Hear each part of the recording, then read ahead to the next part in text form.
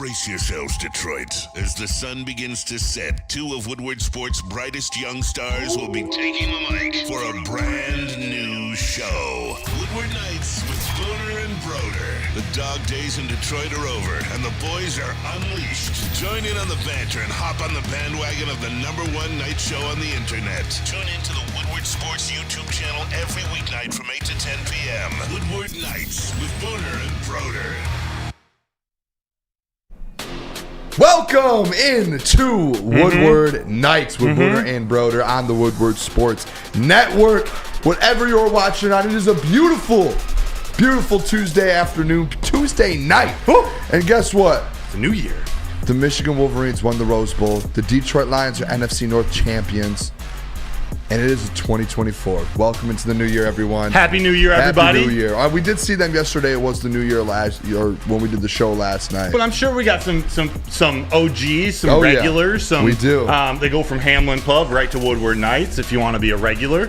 You know, they're like here, that. and they maybe weren't there last night. We had a ton of fun on the live stream. We did. Booner, you were hosting with everybody the Michigan versus Alabama Rose Bowl live stream. Then we had a little hour of Woodward Nights right after. It was a lot of fun. We were the only show to go yesterday, and it was fun to be able to react to the Michigan game right after. Obviously, Michigan won the Rose Bowl, got that coveted college football playoff win that they've been waiting for bloodsuckers for years, man. I mean, for years. I mean, I've been waiting for it. I'm sure you have, every single Michigan fan, and we were able to watch it live with all of you guys, whoever was watching, do the show right after. Today, we're going to talk about it a little bit. The first segment here, we're going to get into some more Michigan. We're going to end that and close that door, get ready for the national championship on to game. the next one. And then at 8:15, we're going to get right into, we're going to the Lions. We didn't get to react to the Lions yesterday, so we're going to do that all day today. We have a lot for you guys here. As you guys come in, hit that like button for us. If you guys notice, I'm not yelling as much today. My voice is at 70%. It's coming back a little. The Lions game, screaming after the game. If you guys tune into the post-game show, just yelling after the game. After that, I think I ruptured like a... what are the things in your throat? What are those called? Your vocal cords, your esophagus, I think I ruptured a vocal cord on Saturday yelling about the Lions game. I got a little too emotional from those refs there. No such thing. All right, good. Yeah, I was. If you go back and watch, I was at the top of my lungs screaming. And then the Michigan game yesterday just did it over. So we've got a full crew here. Booner, as always, Matt Broder, Detroit Lions beat reporter, KG. Hey, I'm not even sure I should be y'all TD today because I didn't report. So, I just want to make sure that I report properly just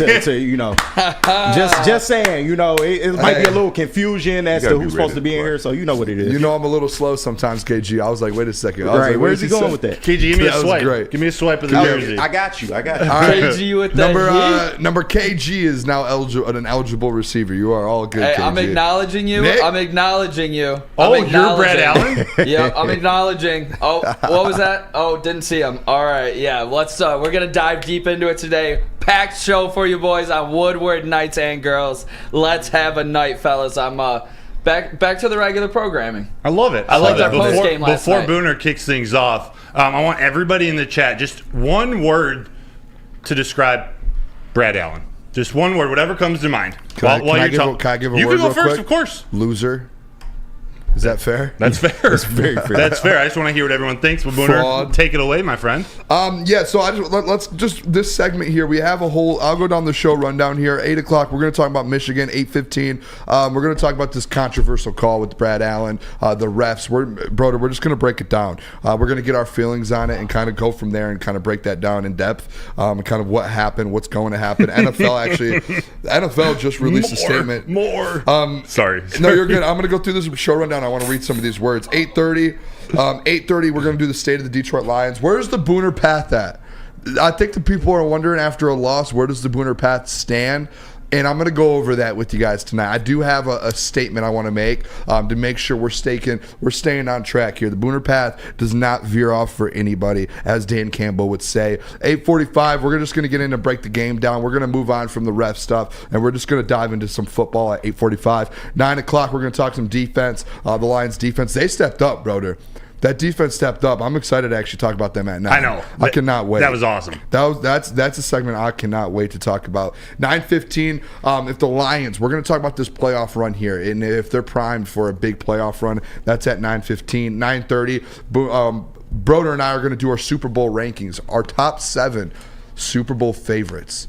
It's our personal opinion. This is our... It's like our power rankings, but instead of power rankings in week 18, it's basically the playoffs. We're like, we might as well just do Super Bowl contenders because we don't really care. To me, it was like, 8, regardless 9, 10, of 11 seed, anymore. like, who do I see? Who's playing hot now? Who do I see getting to round 2, to round 3, to the Super Bowl? It's different than I think what my power rankings would be. Me as well. Actually, it might be a little close, but there are some couple teams that might be out of it who usually would be in it, and vice versa. But all right, let's read a couple of these comments too. Are there some good ones? I'll let you read a couple here. Okay, here we go. We have John F. Lord from the start, douche. JC Putz. Dunderhead. What is that? Dunderhead. John Hughes. Trash, liar, egotistical, employed. Lorenzo Peterson employed. I'm nervous. I'm going to say something that's like cancelable. I know. Cancelable. Just read them and laugh. You guys the keep one them you coming. put in there, that sounds like you can get canceled for saying that. I don't know what that means. For who? The one you said. What, lint liquor? Yeah, I don't know what that You ever means. see one of those Orbitz commercials? Son of a biscuit-eating bulldog. That. Dirty mouth, clean it up with Orbit. Oh, man. No. Remember? Is Orbit the gum? It's a gum. So We're it's a joke. old, They man. like are swearing on the commercial, but their swear words are lint liquor and what? Son of a biscuit-eating bulldog. That. It's just Okay. like That's a all bunch I of remember Yeah. from that commercial. Okay. I've never heard of that. You know, lint in your pocket. I do know that. So you're licking that? Yeah, That's interesting. exactly. Some Mike Hilton said a window licker. There's a lot of different Lee ones Harvey here. Oswald from Doc Holliday. Oh, Jesus Christ. I love it. R.I.P. Doc. R.I.P. All Holiday. right, let's get into the show here. Let's get things rolling. We're going to get into that controversial call at 8:15. Reason we did 8:15 is because I want to talk about it. We might go a couple segments on that, depending on how the kind of conversation flows with that. But I have a statement. I have some things I want to talk about with that. I'm sure Broder does as well. But let's get this out of the way here. We did a whole show last night on the Michigan Wolverines winning the Rose Bowl, and I wanted to start it off with this.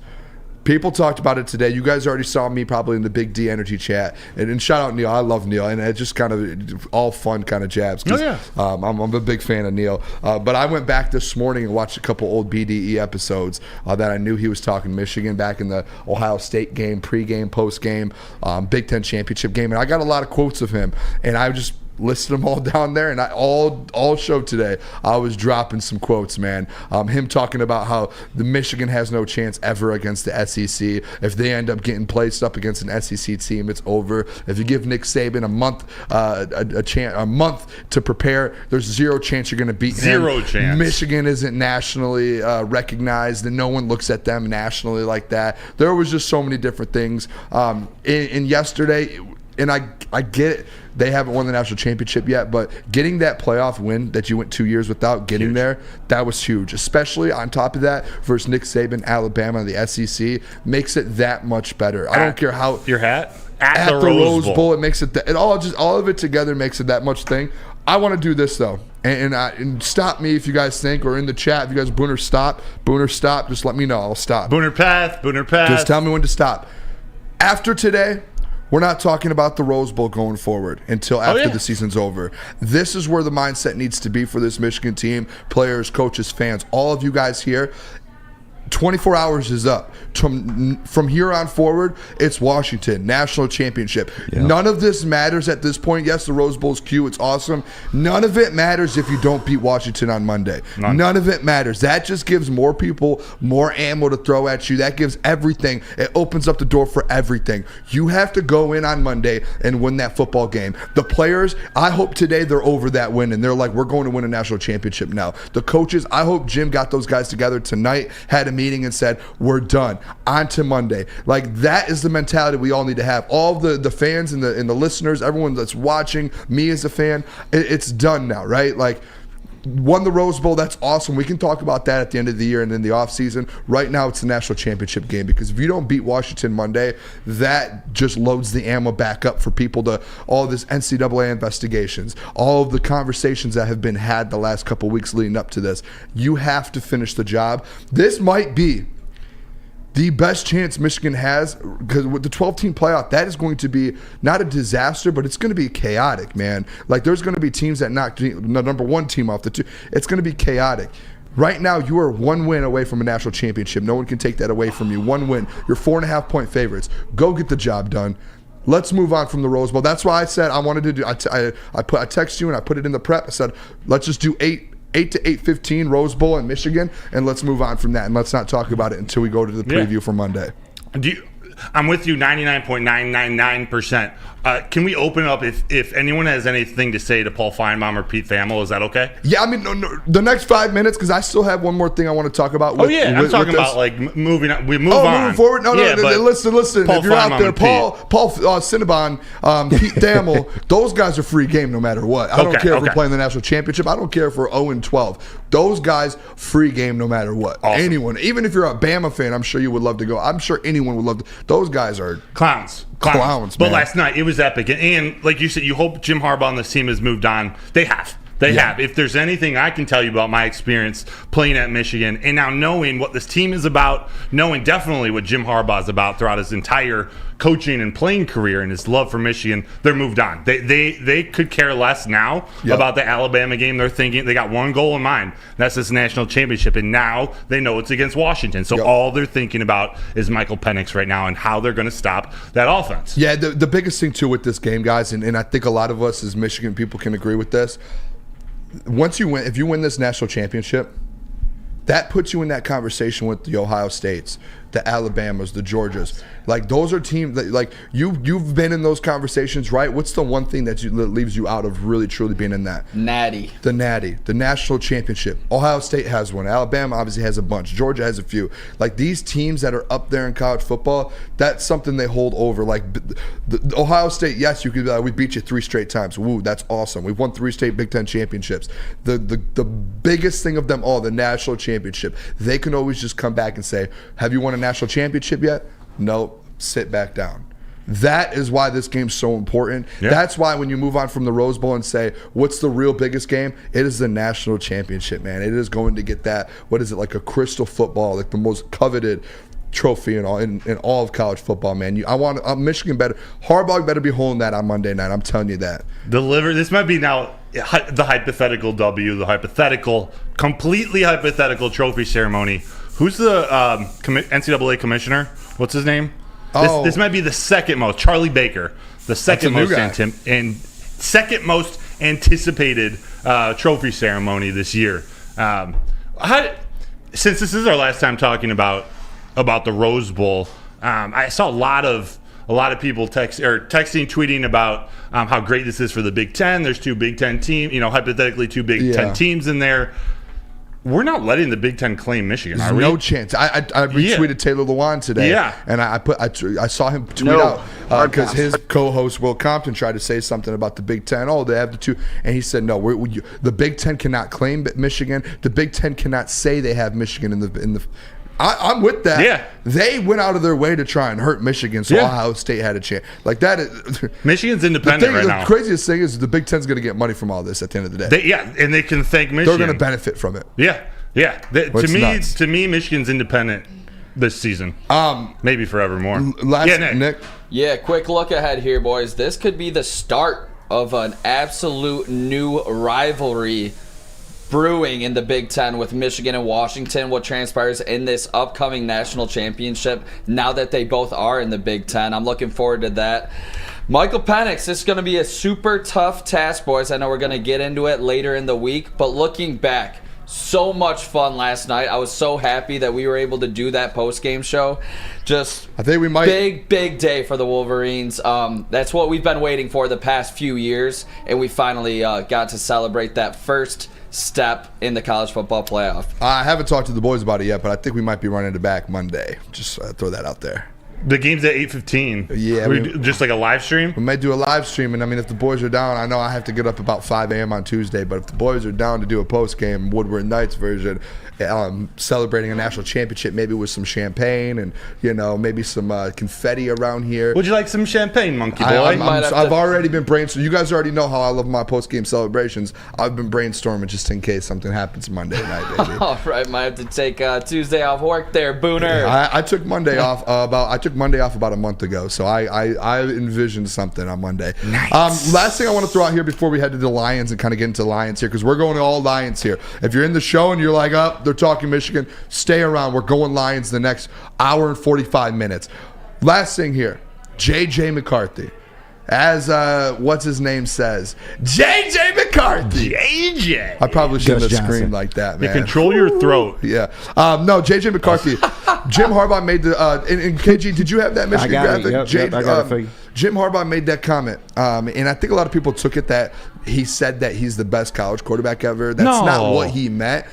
He meant JJ is the greatest quarterback in University of Michigan college football history, and he corrected that. And the reason he said that is obviously because of Tom Brady. So he said college football in Michigan, and to be honest, Tom Brady, I don't know if you guys saw the comment. Tom Brady, he commented on it as well. I can't remember if I put that one in there, but Tom did as well comment on that underneath that post and said, "Go Blue, no doubt."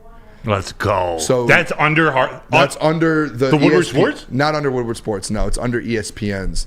under his Richard I guess Milley I could see watch. how that's confusing. Yeah. Yeah, you know what I'm saying? And that makes sense. But no, yeah, that was under ESPN, and he commented on it and said, "There's no doubt." It's not between Tom Brady and J.J. McCarthy for Michigan quarterbacks. No chance. But just the fact that a guy like Tom Brady is able to come out and say, like, because he knows the history, he's been around the program. For him to come out and say, "No, yeah, there's no doubt." I mean, I wrote these stats down here right now. J.J. McCarthy, I believe, and correct me if I'm wrong, he has one loss as a starter, correct?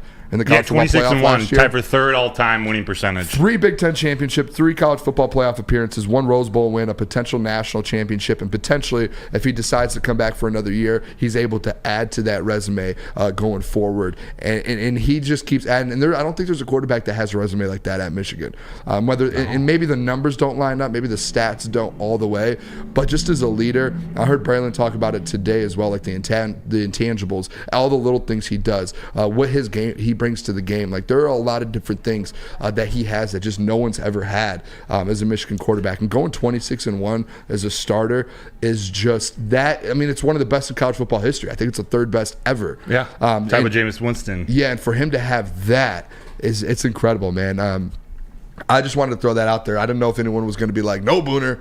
No, I don't think it's a question. No, it's those reasons, and I don't agree with Armani that he's going to be the number 1 pick in the draft. But when you start, and we're not having this conversation right now, when you start talking about where he's drafted, is he a first rounder? Those are the things that NFL coaches, or at least a large part of the evaluation process, or the they think higher of J.J. McCarthy because of those leadership abilities. That makes up for some of the other stuff. Of course, he's got some things he's got to work on to be a good pro or to get drafted in the first round. Who knows where that's at? But what Braylon was talking about, what you were talking about, that's what you want in a quarterback. I wouldn't be surprised too, and I want to throw this out there, little hot take.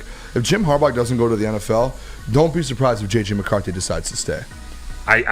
Do not be surprised if they win a national championship, win or loss. If Jim says, "Hey, I'm going to stay," I know you know for a fact. You see how close those two guys are. Oh yeah. You see that. You know that they're talking behind the scenes. Hey, if you stay, are you staying? Here's this option. They're having conversations for sure. Those are being thrown up in the air. There's also conversations of them probably talking, saying, "Hey." Jim's like, "Hey, I'm going to go here. Maybe we'll take you. Maybe this." So there are conversations, I'm sure, being had between those two. Speaking on that, if he does come back, that defense is going to be elite, stacked. Yeah. With a bunch of talent that's coming back that's going to go in the first round the next year. And there's nothing more that Jim, who I say this respectfully, he's a Hall of Fame troll. There's nothing he wants than to be the coach of the national championship winning team for the entire next year. Oh, yeah. When everything is said, when all the NCAA rulings, the findings, the Big Ten, everything, he wants that title and he wants to be here for that. So we'll see how it all breaks down. All right, let's hit break. When we come back, we're getting into the Lions, man. We're getting into all of it. Real quick, let me tell you about Woodward in Maine. Do not miss it out. They went this morning here, 7 to 8 a.m., but they will be live this Sunday. Oh, yeah. 8 to 9 a.m. Don't miss that. That is Matt Broder, Gabrielle D. Phillips, and Detroit legend Terry Foster breaking down all the insider information you guys need to know. And actually, there is some insider information that came out today we're talking about on this show. I just want to tease that. I forgot about that earlier. But there is some breaking news for Lions we're talking about in a little bit. Nick, tell us about Big Boy. Yes, sir. If you check that out, make sure you check out Big Boy. Wintertime in Detroit is always better with comfort foods from Big Boy. Try the veal parmesan or the new Southern Comfort chicken bowl. How about breakfast? The stuffed potato pancakes are back. The classic lumberjack or Santa Fe garden. Also, new apple pie hotcakes that are too good to miss. Top it all off with the new gingerbread shake for dessert. Stop by your local Big Boy today. Have you ever wondered where all the finest restaurants get their steaks? It's Fairway Packing Company, providing Michigan restaurants, hotels, and casinos with prime beef for over 60 years. But now you can buy these cuts of meat for yourself at the Steak Shop by Fairway Packing Company. Prime porterhouse, A5 Japanese New York strip steak, dry aged Wagyu beef tomahawk.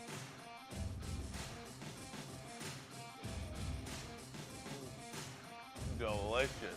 Get to the Steak Shop today. Enjoy fine wine, have a private party, and get the finest cuts of meat anywhere.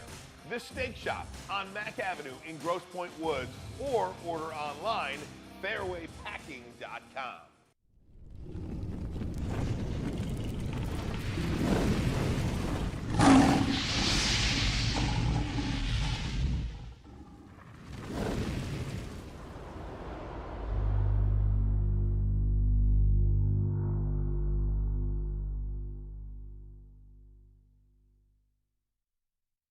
Join Woodward Sports' own Jeff Iafrate, along with special WSN guests for the most anticipated Lions season in decades. Filled with different surprises and expert analysis. You're not going to want to miss out. Go to our Woodward Sports YouTube channel on Sundays and tune in live from 9:30 to 11:30 a.m.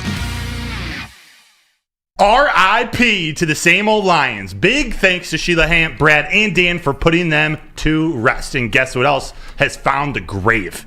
The same old rock, paper, scissors. Jack Labrador has revolutionized that tired game with 2 new symbols and a franchise-changing 3-point play. Discover the action at jacklabrador.gg now and find out why. Once you go Jack, you never go back. All right, welcome back. Woodward Nights with Booner and Broder on the Woodward Sports Network, woodwardsports.com. Whatever you're watching on, we appreciate all of you guys tuning in on a Tuesday night with the fellas here, talking Lions, talking Detroit sports. We're going through it all. Make sure you guys hit that like button if you guys can hear. Well, let's get to like 200 likes on the show today. Yeah. How about that? Or how about for Amon-Ra St. Brown, 202? Oh, that's good. Let's chase the this is the Amon-Ra St. Brown show. Can we do that? Let's do that. 202. Yeah, let's do that. We're going to start getting our Amon-Ra St. Brown bag. Hell yeah, all 205 of you watching right now, thank you for being here. I see you, Freddie Felt, Eduardo O'Neill, JC, God Hates Cowards, Chef Talks. Thank you guys for being here. Broder, hit it. All right. I like that. God Hates Cowards always gets me that one. Me too. Like you say, when you say it, it just shows me off. All right. I want to get into this. The controversial call. Obviously, the Detroit Lions lost to the Cowboys on Saturday night in prime time. And I'm going to kind of go through my little statement here because I have a little bit going on with this. I can't yell. I can't go off, and I'm going to try to. At the end of the day, it felt like this whole Detroit Lions, this whole game, I think the narrative going into Dallas, a lot of people for weeks going into it, everyone made these statements talking about Lions going to Dallas. Oh, here we go, as a joke. You know what I mean? Like we've had the pass interference that got waved off. There's been those jokes and like, oh, here we go again. We're going to Dallas again.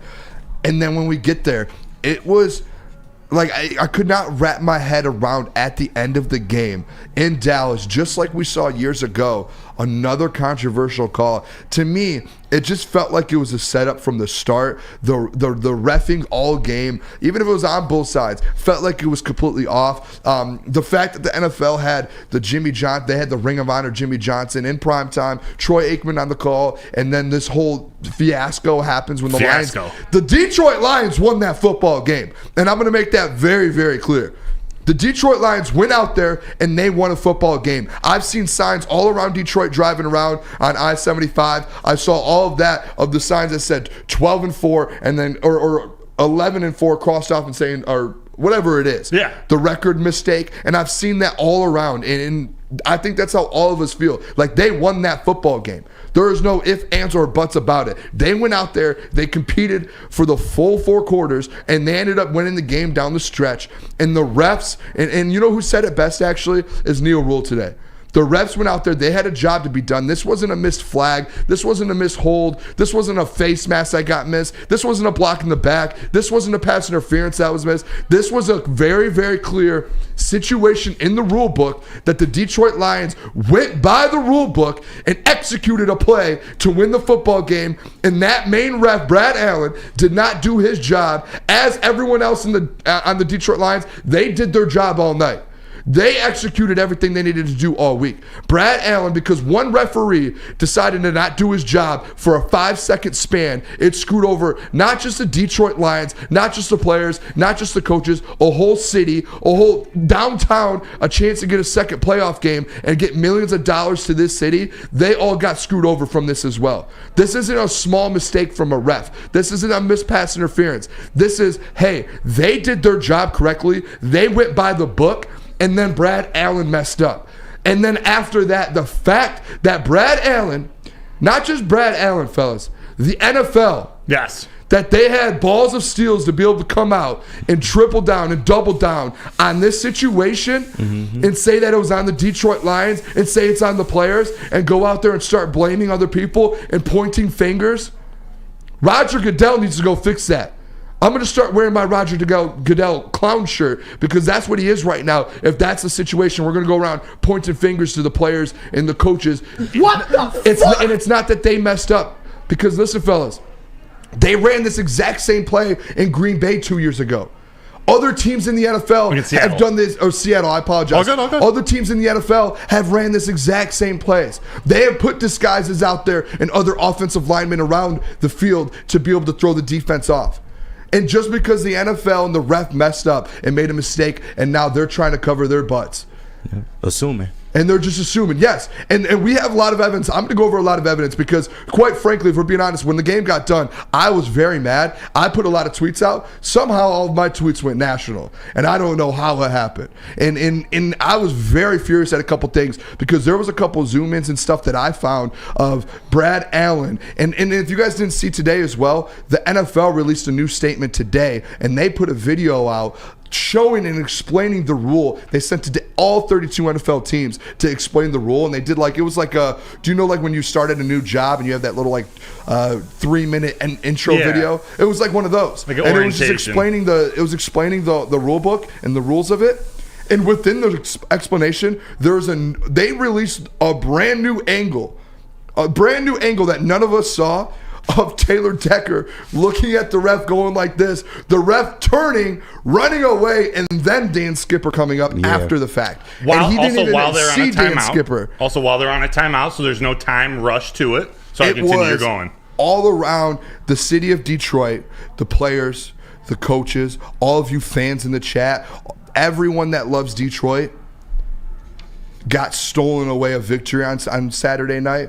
And there's so much money that's going to be taken away from potentially Detroit now because of that. The franchise, everything has been turning right now, man. Like the whole franchise. Sheila has done such a good job to make changes around here. Dan's changed the culture. And then for that to be that setback, that's like, what are we doing here? And we're going to, this segment, when we get to the next couple segments, we're going to get into more about, Dan Campbell moving on from all of that. But, Broder, that was... I'm sorry, I went on a long rant there, but that was just... I would have cut in if I thought you were that off one at all. hit me hard. It hit me hard as well because, obviously doing the stream, we're sitting here. We've been fighting all year. You guys see I do these Kool-Aid videos every single win. And just doing that all year, we're all emotionally invested at this point. And to have a game like that end when you did everything right and you really actually won the football game, and now your season and the playoff, Dan Orlowski said it, the whole playoff structure is all messed up now. It is. And the integrity of the playoff the structure is gone because of that one it wasn't even a call. All it was a mistake of a guy not doing his job. And he doesn't have to answer to the media. He doesn't have to answer to players, coaches, nothing. He just goes about his day, and guess what?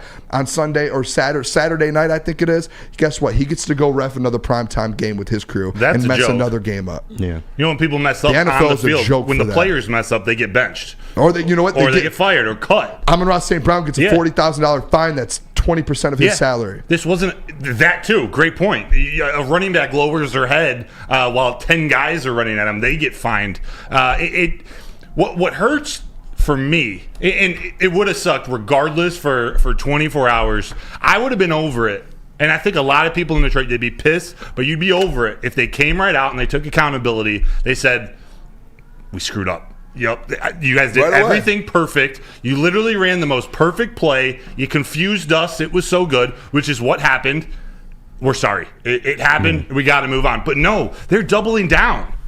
That's the problem I have. How are you going to, the entire world knows, including the Cowboys, They know that that play was perfection. Yeah. Perfection. And think about all the time putting into that. Like, and we're going to get into the play. I think at some point here, I'm so impressed at, like, it taught me a lot about this team, just that one play. Yeah. But to think about how hard they worked all week, all year. This is a play they've been setting up all year with things they do with Dan Skipper, with him reporting, not just throughout the Dallas game, which he did once in the first quarter, but is all throughout the games leading up to it. He reported, it sets up stuff like this. This is what makes Ben Johnson a genius. Within an hour, they had a statement out of him making excuses and doubling down that Dan Skipper reported to him. Exactly. When the Lions had 8 press conferences, and we're going to get into some of those videos next, but they had all those press conferences saying that Taylor Decker reported, and Dan's like, Dan Skipper, I never reported. Like, what are we doing here, man? Skipper, Jared Goff, Penei Sewell, Taylor Decker, Dan Campbell. I also said this is what so they're all we prepared. lying. Yeah. Like, what are we? That's what I'm saying. They're saying you 5 people, your team, you guys are liars. Yeah, you guys are liars. That's what they're saying to the Detroit Lions. The video that they released today, in the video, it basically said it's on the players to make sure it's correct. It's not on the refs, which is all BS. It's on the ref to do his job. Then another thing is, like, Brad Allen, he has a history. I don't know if you guys seen the video. He has a history of these blown calls, and it just seems like I heard that they're taking him off the playoff crew for this season, but that's not a good enough punishment if you ask me. I mean, like you say, he's about to turn around and ref a primetime game, and then the thing that gets me is Dan Campbell walked through this pregame with Brad Allen. So to be on the lookout for this play, we're going to do this, and I'm pretty sure he told them who was going to be reporting on that said play. So that's what gets me about this whole thing. They knew about this from the jump. And the fact that they just blow this call and he comes out and says, 70 reports, but he's running off the sideline. He clearly couldn't report. Taylor Decker's in your face. Like, it's so BS to me, but in a long line of just Lions BS calls that the NFL just seems to love to do to us and create new rules on us. It's garbage, man. Let's do this, KG. I like that because you mentioned the Taylor Decker reporting. Let's go to break. When we come back, let's just do another segment of this. Keep getting into this. There's way more to talk about. I've got a bunch of clips and stuff that I clipped that I want to get to and show all the people a different kind of. I wanted the Dan Campbell press conference talking about it in the post game. I want to talk about all of it, man. And then after this next segment, guess what? Just like the Michigan Rose Bowl game, we're moving on, because we've got playoff games to win. Yeah. All right, Detroit Lions or Woodward Sports Lions post-game show. Let me tell you guys about it. You guys want to tune into this. This is Maz. This is Stick. The whole crew. I was there last Saturday after that game, breaking down the brutal loss to the Cowboys.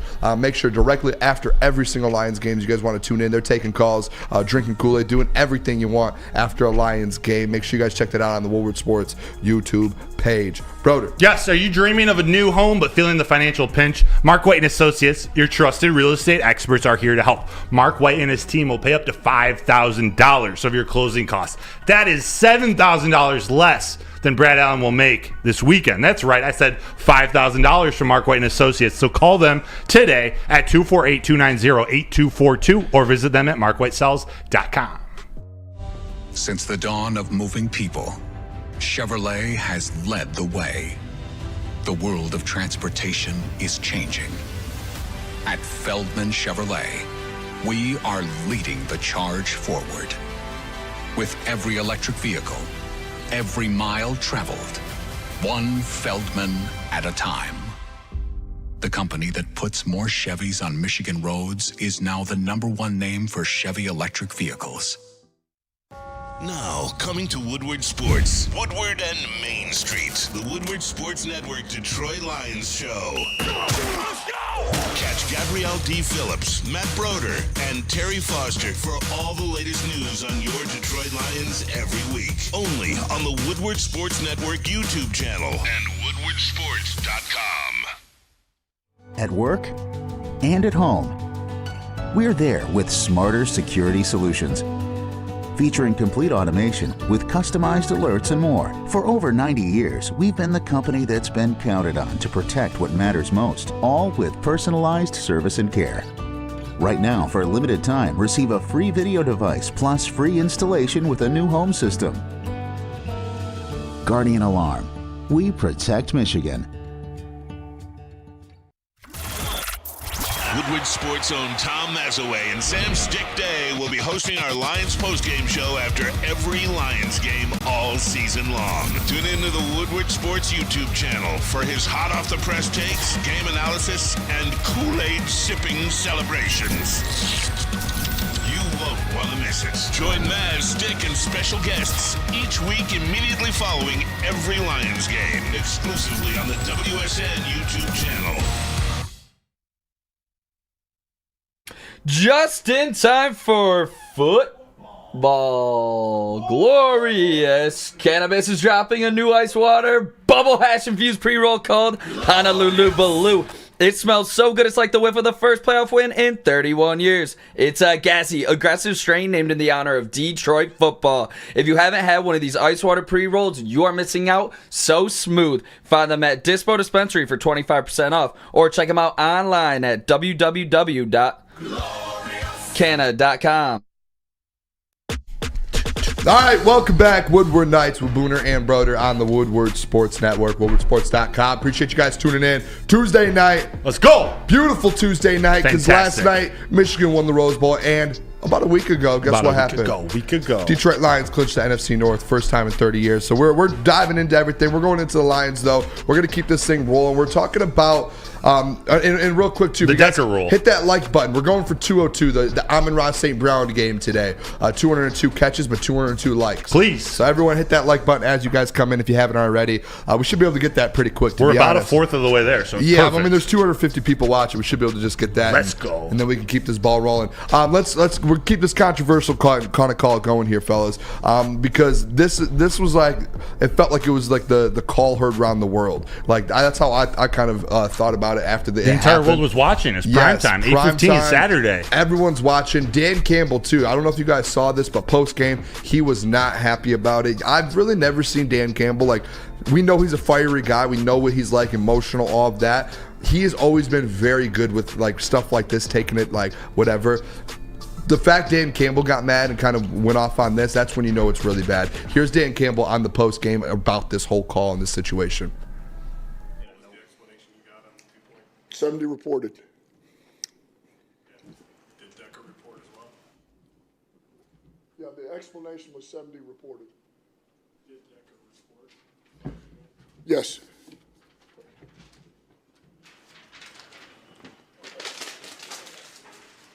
And do they need to announce that if both players report? Two people can't report.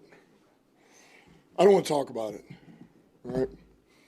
I explain everything pregame to a T. Okay? I did that. 70 reported, 58 didn't, or 68 didn't. We threw it to 68. That was the explanation. Okay. Can you just explain the mentality to go for two there at the end? Obviously, you wanted to keep the game in your hand and try to win it. Yeah, I told the offense that we were going down 141 left. We're going to go down and score, and then we're going to go for two and finish this game out. I told them that, and so that's what we were doing. And being backed up, that didn't change anything when you get backed up to the Backed seven up where? To the 7 instead of the 2 from the 2-point play. Did you think at all? We were going for win. All right, you guys heard it there, Dan. I mean, he was pretty, and even after that, I know there was a couple more questions about it, and he kind of flipped the switch. He's like, hey, like, come on, guys. Like, he snapped at Dave Burkett for a second, Yes. but then he came back. He's like, sorry, Dave, this is not directed at you. He's frustrated. But you could just tell the frustration. Like, those guys were frustrated. We're going to play a couple in a little bit, though. I think it's the whole fan base that was frustrated. Like, that's the city of Detroit. That's businesses down there. That's families, restaurants, everything. It's way more than football. It is. Nick, I know you said you had something here, especially about being in the city and being fans. Yeah, way more than football, because you know how much money this fan base has spent on losing seasons, going through it, putting their hard-earned money, everything. This is my 4th year as a season ticket holder, but I was born into a family that have had them for 35. They've seen the losing. I've seen the face on all the tailgaters down there. They've gone through it. They travel to every single other stadium You know they would defend the den. That is what they preach, and you know that they would have for that second home playoff game. It lowers our percentage to move on in the playoffs. That's just the truth of it. You have a higher percentage to win at home. That is what Brad Allen stole from this fan base. One thing he did give was a chip. We didn't need one, but we got one already. We have a massive chip on our shoulder now going forward. Watch out, because we're coming for you. Yeah, absolutely. And let's save that for the next segment. Okay. Because we do have a segment on that, kind of the fan and all of that. So I Fair. want to talk about that next. I want to keep going with this whole call. Is that cool with you? Yeah. I want to play a couple of these videos because I'm sure everyone that's listening saw these. KG, do you have the close-up one? Did I throw that in there? Of the Decker and Sewell. Yeah, so I want to show this close-up one. This one, I put it out too, and it kind of blew up a little bit because I don't think people realize. Like, I saw a lot of people in national media that tried to defend a little bit on the other side and say, "Oh well, Skipper came in at the end and he caught him there." Looking at him the whole time, like, get out of here. And then, but when I looked in, and you start to zoom in on this, you could see Brad Allen not just acknowledge Taylor Decker, look him in the eyes, nod his head, acknowledge him. And then from the video we saw from the NFL that came out today, which I don't have that, but you could see Brad Allen look right at Taylor Decker, run straight to the line, and not even look at Skipper. So it's kind of a loop as well, so if you guys just know, but look at this, because Brad Allen, he acknowledges Taylor Decker. He looks him dead in the eyes and acknowledges him. And now he's lying to the whole city of Detroit, saying that he didn't and he saw Skipper. This is the man right now who's going to be reffing. Look at this. This is the man that's going to be reffing a primetime game on Saturday, who's lied to a whole city and who has lied to the NFL. Can you play it one more time? Can we play that again? Look at this man. Right at Taylor Decker and nods his head. It's crazy. Broder, this is terrible. You got to charge your phone, Booner. I don't even know if that was my. I don't even. Yeah, I don't know. I'm just messing that with you. That actually might have been mine. I want to make one thing clear. Also, Taylor Decker is a huge human being. Dan Skipper is so much bigger than Taylor Decker. It's hard to say that about how big is Taylor Decker? 6'6", 6'7"? Yeah. They look like two separate. It looks like me standing next to Booner. No offense. Like they don't look alike. Their numbers don't look alike. Whoa. Like you know what I'm saying? I'm a lot taller. You know what I'm saying, Booner. It's not something you can just mess up like that. And they screwed the Cowboys too. It's not just the Lions. They told the Cowboys 70. So even there was no recourse at the moment. There was nothing Dan Campbell could do. I'm so excited about that play. And again, I was angry for 24 hours, and we're going to get into it. I now thank them for this. I think the Lions are going to take this far. I'm not going to tell you my prediction until the end. Actually, I dropped it on Woodward and Maine this morning. But this is going to motivate the crap out of them. But this play, genius, absolute genius out of Ben Johnson and Dan Campbell and their entire team. Yeah, and Taylor Decker too. Let's do this. Let's play the Taylor Decker. He talked to the post game. I think it's Nolan Bianchi. Yep. Is how he pronounced it. But he put out a good video, and it was basically just Taylor Decker breaking down. Hey, this is what I did. I find it so hard to believe just watching all of these, and you guys in the chat too. I want you guys to I find it so hard to believe that all of these guys are lying about this. They're not. That's the thing. They're not. It is insane that they can go they're in the media talking about it, and then they're both. It's two opposite ends of the stories. So there has to be someone lying about it, and we know it's not the Detroit Lions and the players because they're the ones that executed it. So here's Taylor Decker after the game as well. Tell me anything after the play. All I really want to say on it, just so I don't get myself into trouble, is I did exactly what Coach told me to do, and went to the ref, set a report, and I don't know. And it was my understanding too that Dan brings up the possibility of those sorts of plays pregame. So I did what I was told to do, did how we did it in practice all week, and that's probably all I'm really going to touch on with that. It looked like Jared did tell you to go over there, and you were all over there. There's not much more I can add to it. There's see the video of it.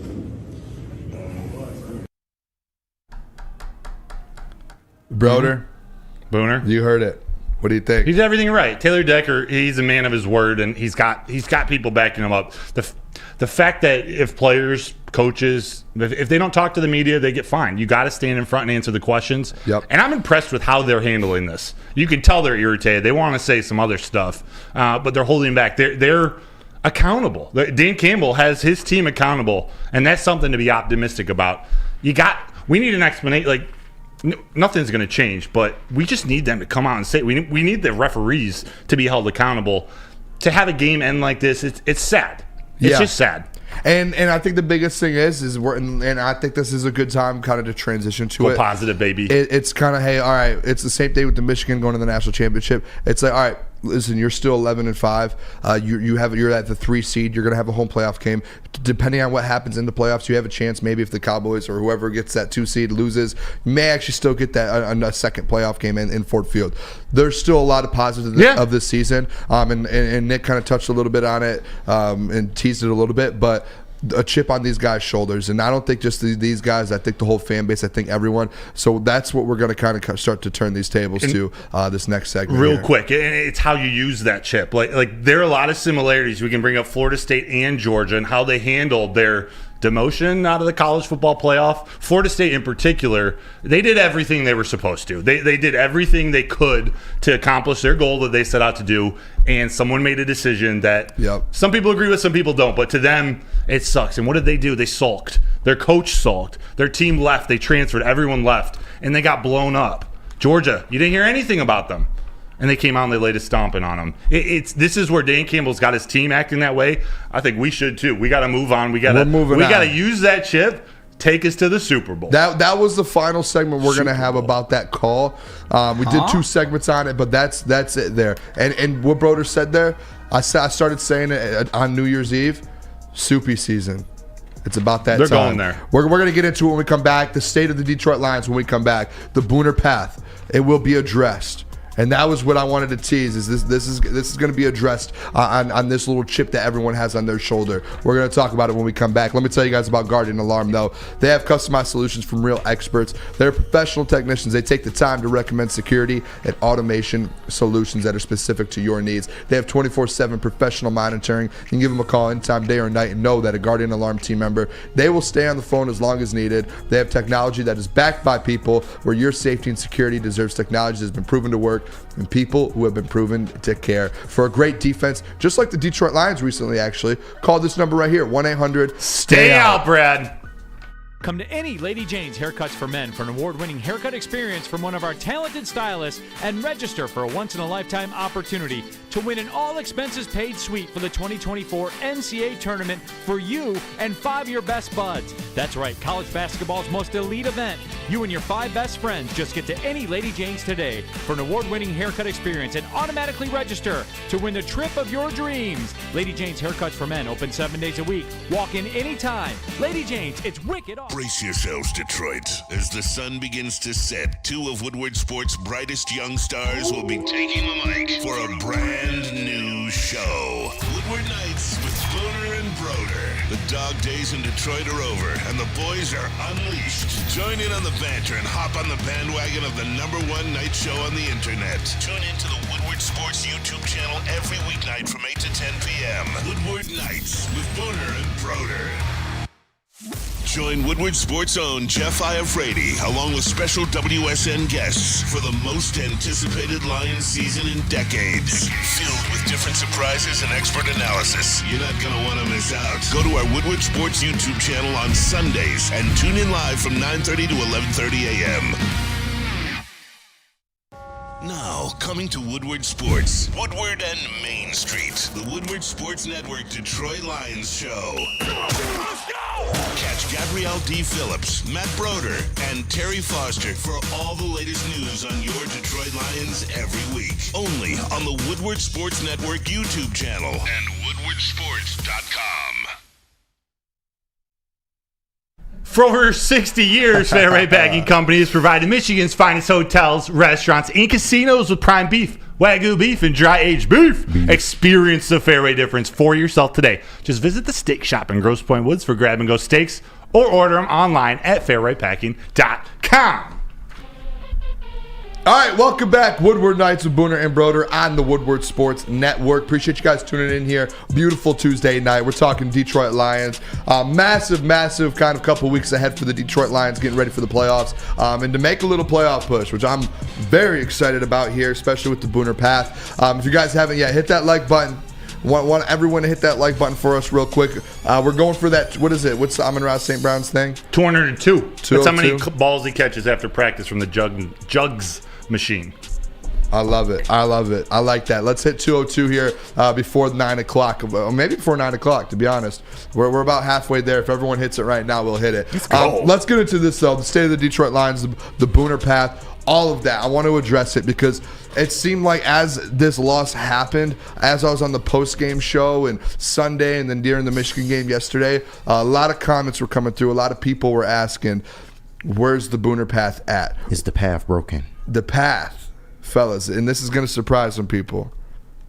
The path, as Dan Campbell says, and we're going to play this clip at the end of this segment, the path has been full of pure octane. It has been full of jet fuel. It is just getting started. It is blossoming right now. And this is that chip that Nick, you alluded to. Broder, you mentioned it a little bit.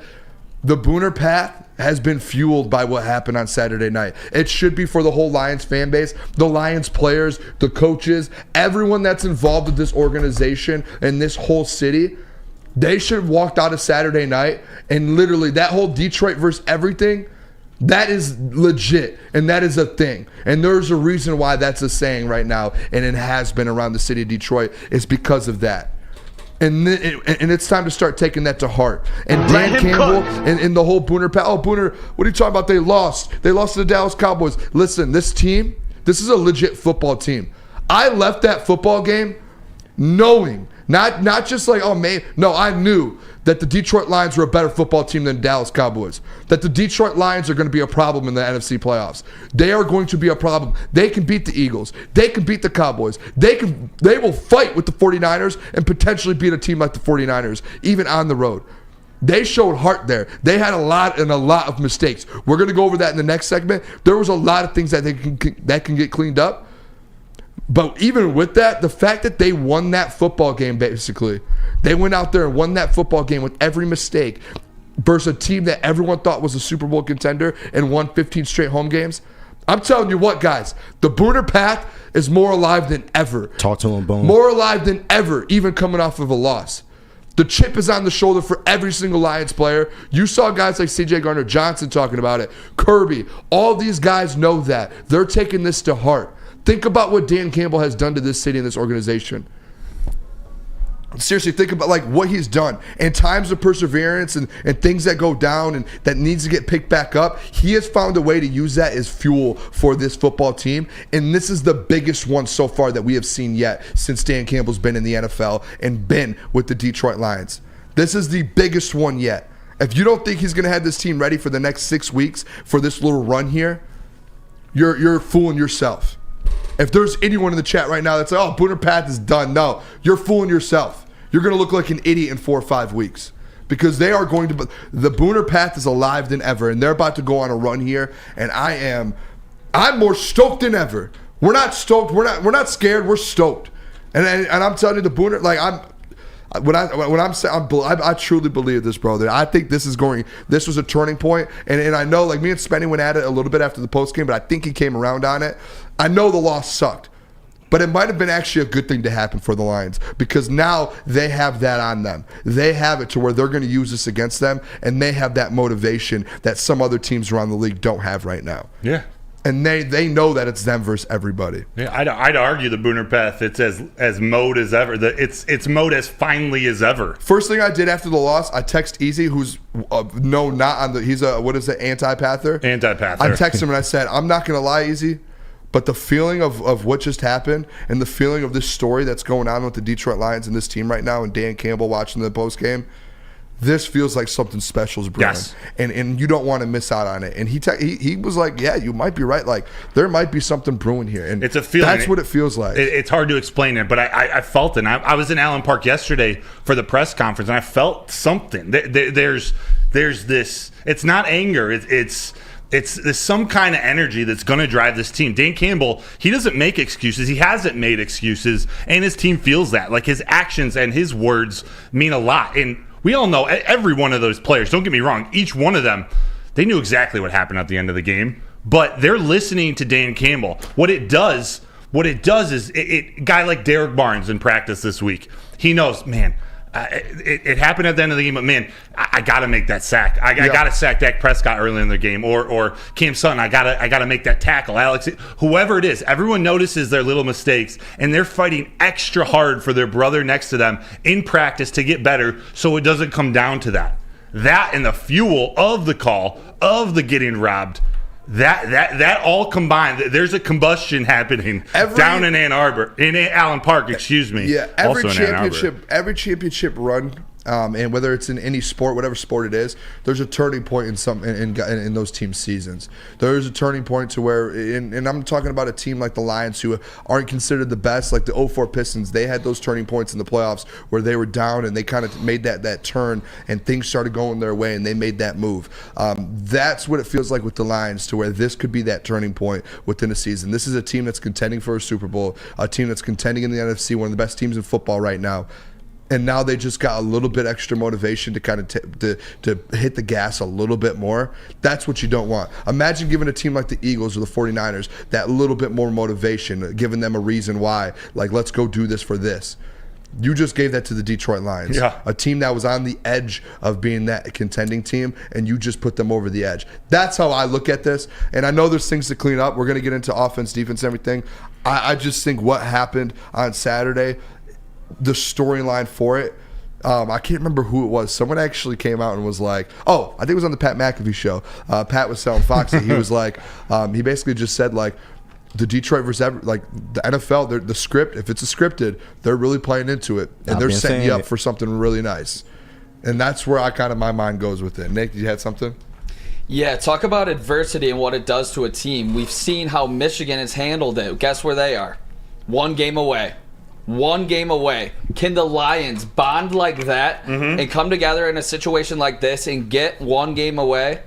I want to see Lions in that NFC Championship, and I want to see them to go through Dallas to get there. At this, I hope Dallas loses and we get the home playoff game, obviously. But that's where I'm at with it. I think it will band this team closer. Not like they needed it, but now they have it, especially. So this team's going to be super ready for the playoffs. They're going to start right back on that winning streak against the Minnesota Vikings, Week 18, and I wouldn't want to play them in the playoffs if I was any other team. No. That's what I said this morning. And KG, I'll come to you next. This morning I said on Woodward and Maine, something like this, it's going to carry them to the Super Bowl. I fully expect the Lions to get there. Yeah, this is a feeling. You might call me crazy. I genuinely feel that way. You're part of the Booner path. I've always been. All right, I love it. Yeah, I love it. KG, you have anything else on this? I mean, y'all guys said it perfectly. Every good season has some turbulence, it has some turmoil, and I just look forward to what they can do and build off of this. Like you said, it's probably a blessing in disguise because they needed that extra motivation going into that first home playoff game at Ford Field. Expect the Lions to come out biting kneecaps. I love that. The last man standing. Dan Campbell. I think we have to do a script reading segment sometime in the future. Why? Just because I think it'd be fun. Read the act number one. This is Elgato just reminded me.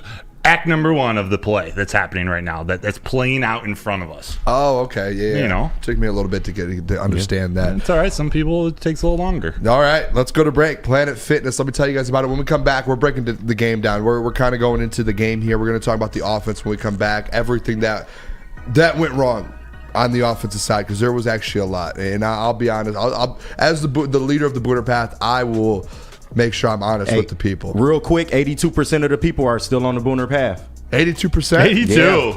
Look at that. I appreciate you guys. The 18%, what do I have to do to get you guys over? Let me know. I'll start a campaign. Come on, man. Come over to the good side.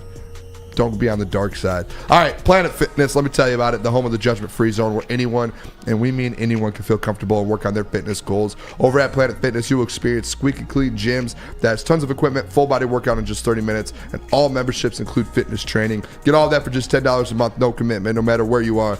There's a Planet Fitness close by. There are more than 50 in the Metro Detroit area and thousands throughout the world. Make sure to check it out where your fitness is essential. Brace yourselves, Detroit. As the sun begins to set, two of Woodward Sports' brightest young stars will be taking the mic for a brand new show. Woodward Nights with Booner and Broder. The dog days in Detroit are over, and the boys are unleashed. Join in on the banter and hop on the bandwagon of the #1 night show on the internet. Tune into the Woodward Sports YouTube channel every weeknight from 8 to 10 p.m. Woodward Nights with Booner and Broder. Now, coming to Woodward Sports, Woodward and Main Street, the Woodward Sports Network Detroit Lions show. Let's go! Catch Gabrielle D. Phillips, Matt Broder, and Terry Foster for all the latest news on your Detroit Lions every week. Only on the Woodward Sports Network YouTube channel and woodwardsports.com. Savor the heart of home at Big Boy with our all-new down-home comfort dishes. Feast on home-style goodness with our Southern Comfort Chicken Bowl, veal parmigiana, and apple pie hotcakes. The down-home delight doesn't stop there. Potato pancakes are back. Dive into the richness of our perfectly crafted potatoes with our classic potato pancakes and our stuffed potato pancakes. Top off your meal with our new gingerbread shake, a seamless blend of creamy vanilla and sweet gingerbread flavors. Nothing beats the comforting taste of down-home cooking. Enjoy every bite, only at Big Boy. Give your pet the best. That means going to Premier Pet Supply because they are hands down Michigan's best pet store. They got the same prices and all the convenience of the online and big box retailers with one major difference. They are family and locally owned and operated for over 30 years. They got over 60 brands of food with nutrition experts to help you same day, local curbside, and home delivery. They got it all. Premier Pet Supply. Give your pet the best at www.premierpetsupply.com.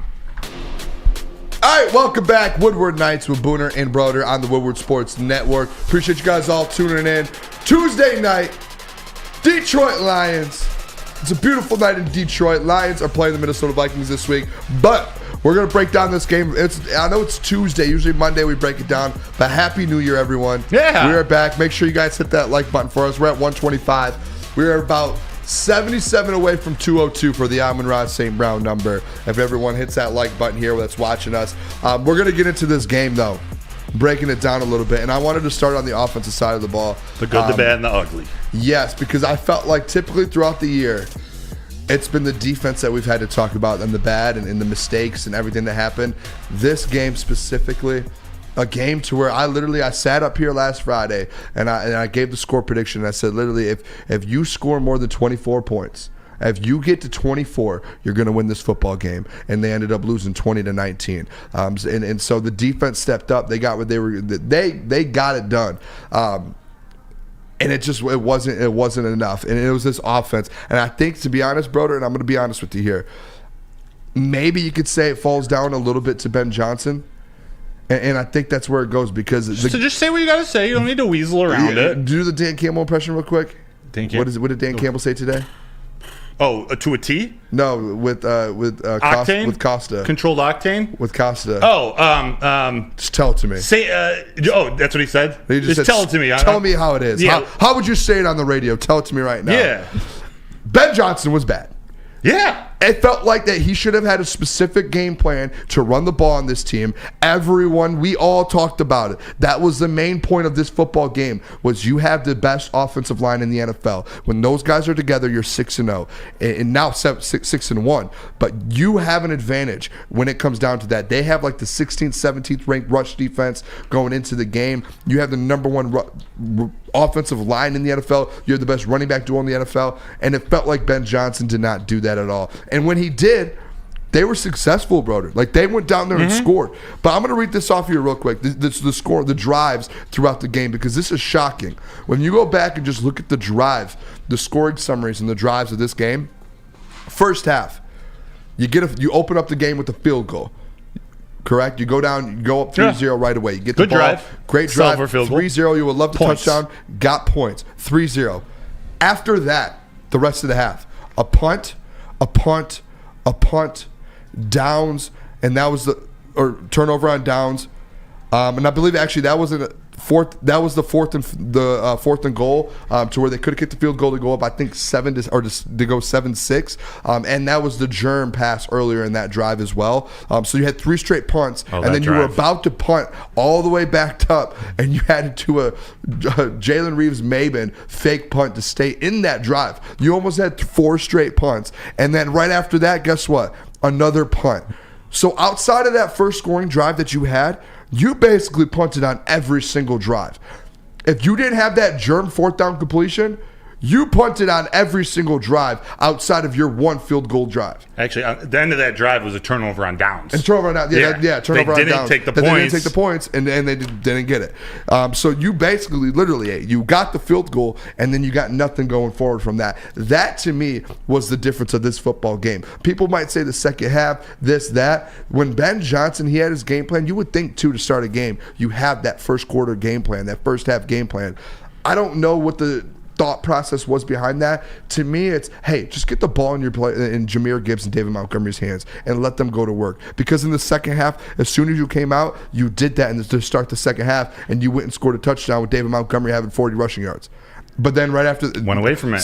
But the second half was actually a touchdown, a field goal, punt, interception, touchdown. So you scored on 3 out of your 5 final possessions in this whole second half.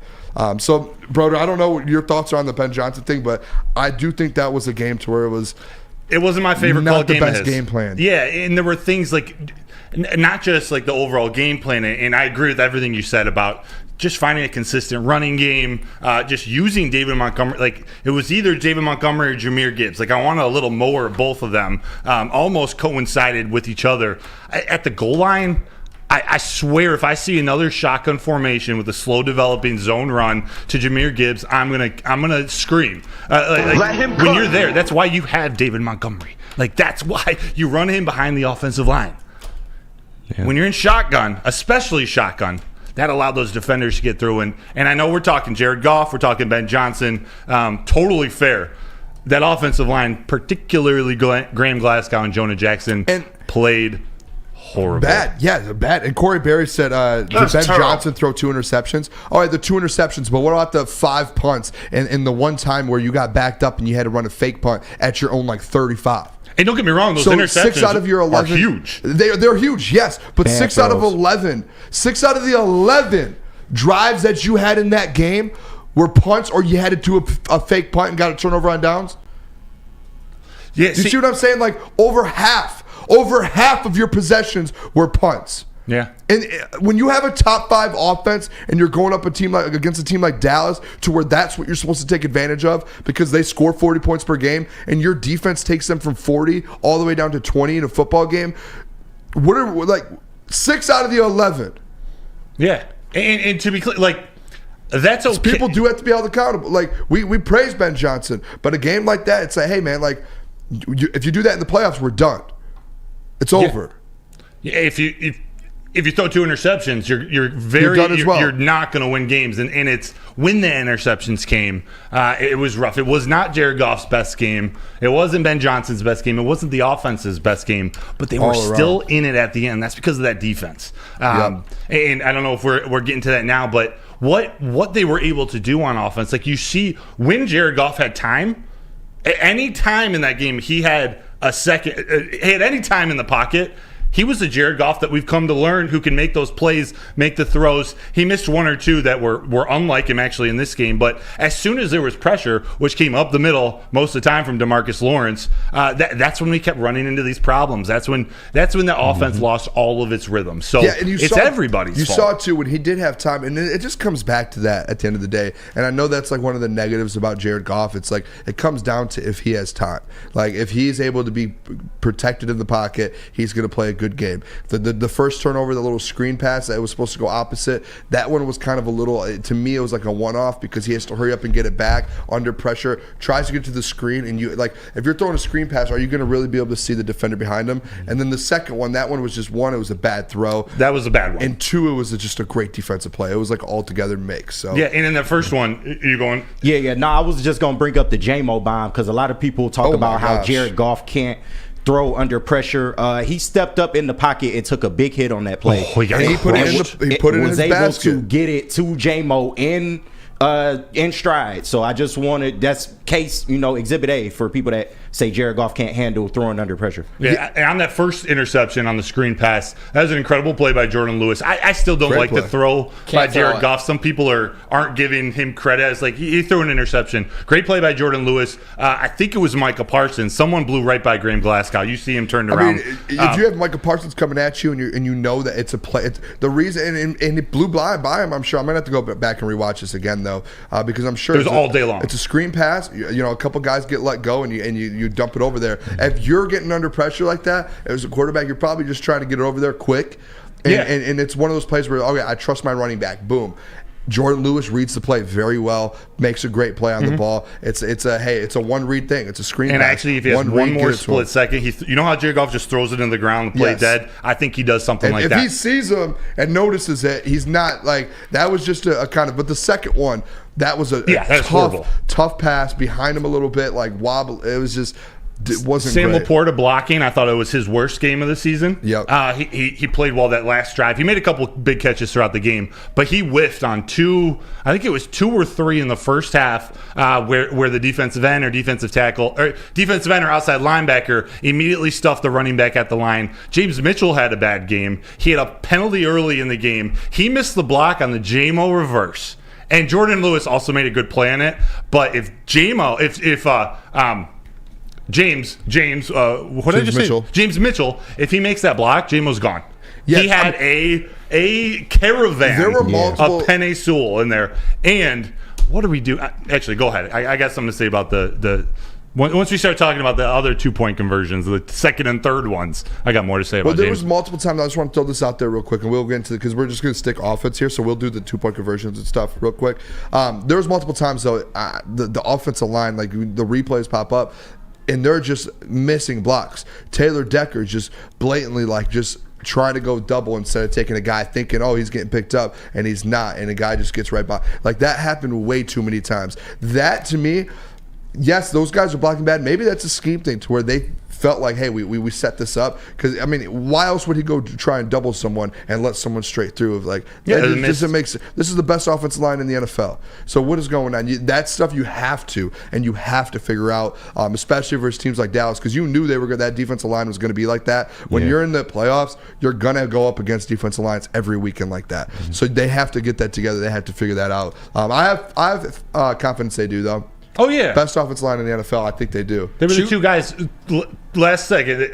They were the two guys, Jonah Jackson and Graham Glasgow. We've been talking about all last week of man, who's more valuable to this team now because they've been playing great. Yeah, tough conversation we had last Friday. Mm-hmm. Who would you rather re-sign? And they have this kind of game. We need to see Jonah Jackson bounce back. But one thing I want to see more of is run directly behind Penei Sewell. He's the best tackle on this team. I feel like we were forcing it to the left side after Jonah and Taylor already got exposed a few times. Why do you keep pushing the envelope on the left side there when you have such a great right tackle in Penei Sewell? So I want to see Ben Johnson get back to that sometimes. Yeah, I would say this, Nick. I think for Dallas, I think it was them trying to go away from Micah Parsons. Run at him. And I get what you're saying, but even me, like if you watch that Bills game, I kept saying last week how great the Bills were at going away from him and taking him out of the game. I think maybe there was, and that was something I hope Ben does, and he did it. But it just didn't work out because there were times too Micah came up from behind and got Jameer a couple times, which was surprising to me. Here's a question of the day. Yes, I know what you're going to say. Are you kicking an extra point at 7 yards? Are you going for 2? Listen, Dan. He was mad. He'll still have a beer with you if you say you'll kick it. It's okay. He got a little frustrated earlier today when he was asked. I love that fire out of him. And good for Jim Costa. Good question. Yeah, shout out Jim Costa. You know what? Dan was wrong for doing that. Yeah. Because you get the 2 and you get it. Obviously, it felt like, to be honest, if we're being completely honest, it felt like it was an emotional kind of play for Dan. Like he was like, all right, we're going for 2. We're going for the win no matter what. Blah blah blah. Like then we're doing that. But then it was like, oh, you don't get it. And then right after that, it's like, all right, you're backed up to the 7. They're basically fourth and basically what it is. It's basically 4th and goal at the 7, and that's not a position you want to be in. And you haven't really moved the ball in without space throughout the entire game. They moved the ball in that last they got drive when lucky. they had space. They got lucky. But early on in that game, it's not like Jared Goff was controlling the middle of the field like we've seen in several games this year. It's when you get to first and or on the 7-yard line for that extra 2-point conversion attempt, that's not an easy play. It's not. And actually, you're not close. Lupin's Chocolate in here said, didn't they only hike it because of the infraction? I think they were going to go for it no matter what. Yeah, they were going for it. The way Dan spoke it all weekend after the post game and today or yesterday, it felt like the way he talked about it was he was going to go for it no matter what. He had his mind set, even if there was that infraction. That there, honestly, saved them at first because I don't think they would have gotten it from the 7. And then obviously you saw they got it at the 3 and they didn't get it. And what do you think about? Would you hated change that play call. I would have gone for it, I think, at the 3. Dude, we're on the same page. Do not understand the play call of getting into James Mitchell. I'm a very firm believer when you're down there and a game on the line, whatever it is, I understand there's going to be pressure. There's going to be double teams. You have to find a way to get the ball in some of your best players' hands. Laporta, St. Brown. St. Brown, Laporta, Jahmyr Gibbs. One of those guys Josh need Reynolds. to have the ball in their hand. You can't have a guy. And James Mitchell is great job, great team. You can't have the game come down to that play. Him falling over at the 2-yard line. And to be clear, tough catch. I've seen Jared Goff make that throw a million times. He can make it. If he makes a good throw, if he makes an accurate throw in front of him, it's a touchdown. I don't think he was going to get it even if he caught it. He Possibly. might. You're right. It might be a touchdown. It would have been a very close. It would have been a very close play. If James Mitchell caught the ball that was thrown, he dropped it. If he caught it, he's not getting in anyway. The thing is, it's the play call. You're so right. I didn't think it was great, and that's another thing with the Ben Johnson thing. It wasn't like you got to think that's execution. third, Didn't feel like fourth, a great play call. On your script of what are we running with 2-point conversions? You got a handful of plays. There's no way that's in the top 3 because you've already run 3 plays. I'm going to tell you this, too. There is zero chance at an end-of-game situation that Ben Johnson had a Taylor Decker 2-point conversion drawn up and he didn't have a great backup plan. You're telling me you had a Taylor Decker trick play drawn up that executed perfectly, but your backup plan was a James Mitchell play? I actually think the Taylor Decker play. Now that you think, Do you see what I'm saying? Like that doesn't make sense to me. He was cold. There was Does no not reason to make bring him in. sense. Yeah, it makes no sense. I'll settle with Laporta instead, but don't go to James Mitchell. No like bringing in the guy in the Michigan game last night to catch the punt at the end of the game. You don't bring someone in Flannel cold. right before that too. Going. Oh my God. He's a great punt, return catcher. You don't Great hands. bring him in cold. Great so hands. At the end of the day, it was the play call. It was the plays on that final drive. You should have kicked. To us, it sounds like should have kicked it at 7 yards. It's fine going for it. I think they ran a different play that Dallas called a timeout on. I think the Taylor Decker play was number 2, as perfect as it was. I think it was their second best play, their second one in line. Should have had third. Should have which a fourth. Means always got to have them exactly. KG. Nah, listen, I know a lot of people probably, and including myself, if it's me in that situation, I'm kicking the extra point, especially after the second time, they get the offside call. I'm probably kicking the extra point at that point. But I'm not mad at Dan Campbell for going for the win in this situation. Hell yeah. You're in a rabid environment in Dallas. You've been struggling on offense all game. Then, I know we can play they could have went to overtime. That's semantics. We don't know for sure if they would have won in overtime. We all know about the coin toss rules and all that BS. But you had CeeDee Lamb who's torching you absolutely all night, 220 some odd yards. If they go on defense first, who knows how that game turns out. Yeah. So I'm not mad. Dan Campbell, he showed us that's who he is. He's going to be aggressive. He's going to go for the win. He was on the road. I don't blame him at all for that. If it's me, I do take the points in that, but I'm not mad at Dan Campbell for necessarily trying to go for the win in Dallas in this situation. Real quick, too, before we go to break, Chef here in the chat, Chef Talks NFL said, you can't call backup trick play right after that. You don't have the element of surprise. I want to make this very well clear, though. When I say have a backup and a backup, I'm not saying have a trick play, a trick play, a trick play, a trick play. What I'm saying is you have those 2-point conversion, and not even just 2-point conversion. Your third and goal, your fourth and goal. Hey, we need a touchdown here. These are our best plays. Obviously, the trick play is within that 2-point, and they were planning on it. That was probably even a fourth and goal play. And then they're like, oh, we need this 2-point. This is it. You should have 5, 6, 7 plays ready to go at the 2-3 yard line to where if it's the end of game, a 4th down, and you're going for it, as much as they go for it on 4th down at the 2 or 3 yard line, they should have plays ready to go for that. Give it to David Montgomery. You saw Michigan, that little Roman Wilson thing at the 1 yard line the other night. Like, you should have 4, 5, 6 options that are your best plays. And I just don't see within those options a James Mitchell little screen there, a little quick out. I don't see that. Can't be in your top 5. I don't see that being an option, especially with the playmakers that you have on this football team. Yeah. I just don't see it. All right, let me tell you guys real quick. Woodward Sports Lions pregame show. Don't want to miss out on that. That is Jeff Frady and as myself as well. I believe this week actually too, Braylon Edwards, I believe, will be on the desk as well, and I'll be over in the Maz chair. That will be this Sunday, 9:30 to 11:30 a.m. Don't miss out on the Woodward Sports YouTube channel. And then Hamlin Pub, baby. Head over to Hamlin Pub. Have you ever wanted a bar where you are a regular? We have just the place for you. Head over to one of Hamlin Pub's 7 locations and experience where everyone is a regular. They have half-off pizza on Thursdays. Game day specials available during all Michigan sports and NFL games. Hamlin Pub, it is the place to be. Make sure you visit the location today and experience your new favorite pub for all things sports.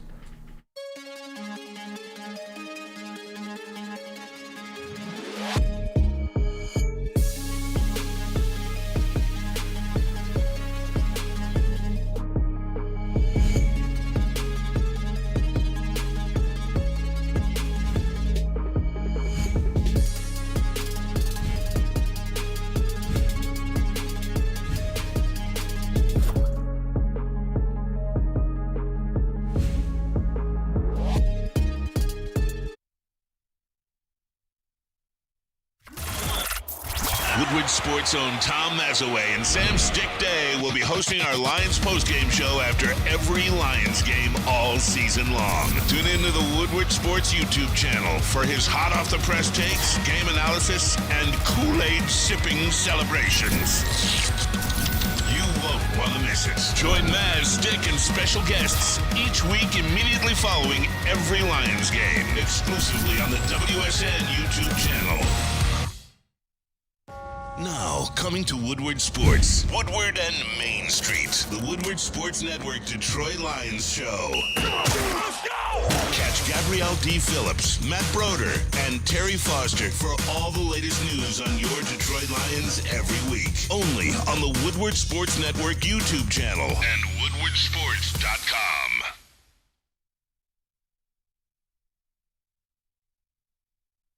All right, let me tell you about Swiss Insurance. Do you have football on the We're good, brain? Nick. Because I sure do, especially after this weekend with the Cowboys' loss and the Michigan Wolverines' victory. Swiss also has insurance on the brain because that's what they sell. And now is the time to buy your home and auto insurance. You got to shop it like a pro. With Swiss, they cover us here at Woodward Sports Network, and they should be covering you too. Give Mark a call today at 248-800-4177 and check them out at SwissINS.com. All right, welcome back. Woodward Nights with Booner and Broder on the Woodward Sports Network. Appreciate you guys tuning in. Beautiful Tuesday night here, talking some Detroit Lions. Really, this last Dallas game, and then as we get through into the week, we're going to keep diving into this next Minnesota game in the playoffs. Kind of put our focus on that. Make sure you guys hit that like button. Just hit the like button for our guy Nick over there in the sound booth. Let's get to 175 for Nick in the sound booth. Yeah, look at that thumbs up. We appreciate you guys. We're trying to get to 202 here for Amon-Ra St. Brown. 202. We're at 142, so let's get those likes up. Broder, want to flip sides of the ball here. Want to get into this defense because they deserve all the flowers in the world. Not Rose Bowl flowers because that's Michigan, but they deserve all the flowers after this segment. Can I make one last comment? We don't even need to talk about, but one last comment about the offense and all of this stuff about the 2-point conversion. That missed extra point earlier in the game. Came back to hunt them. Like, it's special teams. You got to figure it out. Yeah. You got to figure it out. The kicking game, I should say. FIP is tomorrow, right? Yes. All right. I'm interested. Yes. Because this is week 3 of special team issues. Luckily, you've won games. Dig into it. That was one. I'm interested to see what he has to say. Yes, thank you. Sorry about that. No, you're good. Let's get into this defense, though. Breaking news a little bit with the defense. Obviously, you guys saw it today. And KJ, I think I threw a graphic there. If you just want to throw it up whenever. Isaiah Buggs put a tweet out today. If you guys didn't see. Let me see. Can you read that, I got you. Yup, it says, thank you, Detroit, for everything. Small. The past year has been amazing from meeting new people, playing with great teammates. But the time has come for me to say goodbye. Detroit 96, out. Heart. Red Heart. Yeah, and you guys see that there. And about a couple hours right after that, the Detroit Lions announced that Isaiah Buggs was waived, and then they did re-sign Jason Kabinda to the practice squad. We'll start with that, and then we'll get into the game, Broder, because I just want to hear your thoughts on this, because this was surprising to me. Yeah. He felt like he was starting to kind of get into the team a little bit. I know he struggled, and he wasn't on the active. Or he was on the active roster, but he was a healthy scratch for weeks and weeks and weeks. And then all of a sudden, since Aleem went out, he started getting involved. He was making plays.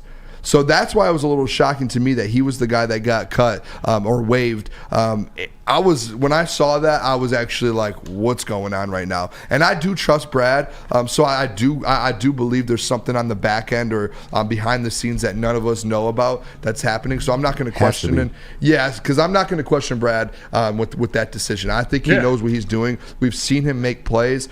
So there has to be something on the back end that's going on with Buggs.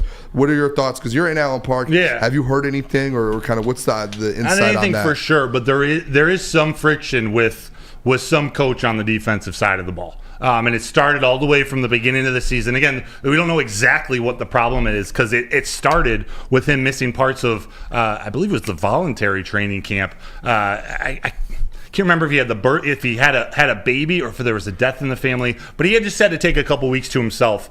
But still, I even almost don't believe that's Dan Campbell's a family guy too. He said you got to take care of your family. Buggs is a vet.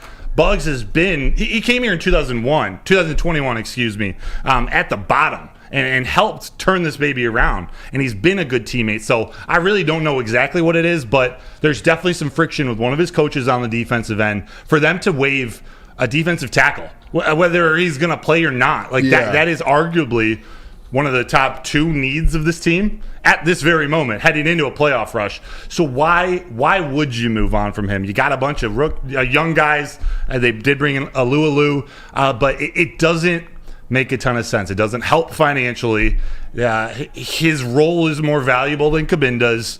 And I know that's just the transaction. It could have been anybody, but this is a puzzling one. It seemed odd all year. And no one's been able to put their finger on it. Yeah. But this was like the one part of the locker room, the culture, everything that was like something's like off. Like it's the only issue they've had. It was before the Kansas City game. I don't know. I don't know the exact reason, the exact thing that's going on. But it just seems weird to move on from a guy like that. Yeah, I mean, he's made plays, and I mean, there's guys that, I mean, he's made more plays than some guys on that line. Yeah. And they still have, so that's why I think it's not confirmed, but I think it's like known, like, hey, there's been something on the back end with that. I just wanted to touch on that a little bit. Yeah. Kind of just throw that out there. That was kind of breaking news that came out today with the defense. Defense, though, for this game. Oh, baby, step Transition up. to it. This was huge, and I want to start with a couple guys real quick. Aiden Hutchinson, the first one. We got to give him his flowers. Give him his flowers. Yes, we talk about big-time players making big-time plays on the big-time stage, man, and that's what Aiden Hutchinson did. This wasn't like an NFC North Bears game where it's like, this team's all right. Like, no, this was the Dallas Cowboys in Dallas, one of the toughest atmospheres that you're going to play in. 15 straight, 16 straight now wins there. He went out there, this stats right here, 3 sacks, 4 tackle for losses, and 5 quarterback hits. That is unbelievable from a guy like him. This is something I feel like we've all been waiting. Like, he had 9.5 sacks this year. No one thought he was going to get back to that. What was the prediction I gave 2 weeks ago? 2 weeks ago, double digits. Finishing double digits. Did. He's a half a sack now from finishing in double digits in his second year, which I think sets up for a potential to where you could start arguing that he just got to 9.5. If he gets to 10.5, 11.5, that's where it's like, okay, maybe he is having a little Pro Bowl season with all the stats mixed within the sacks.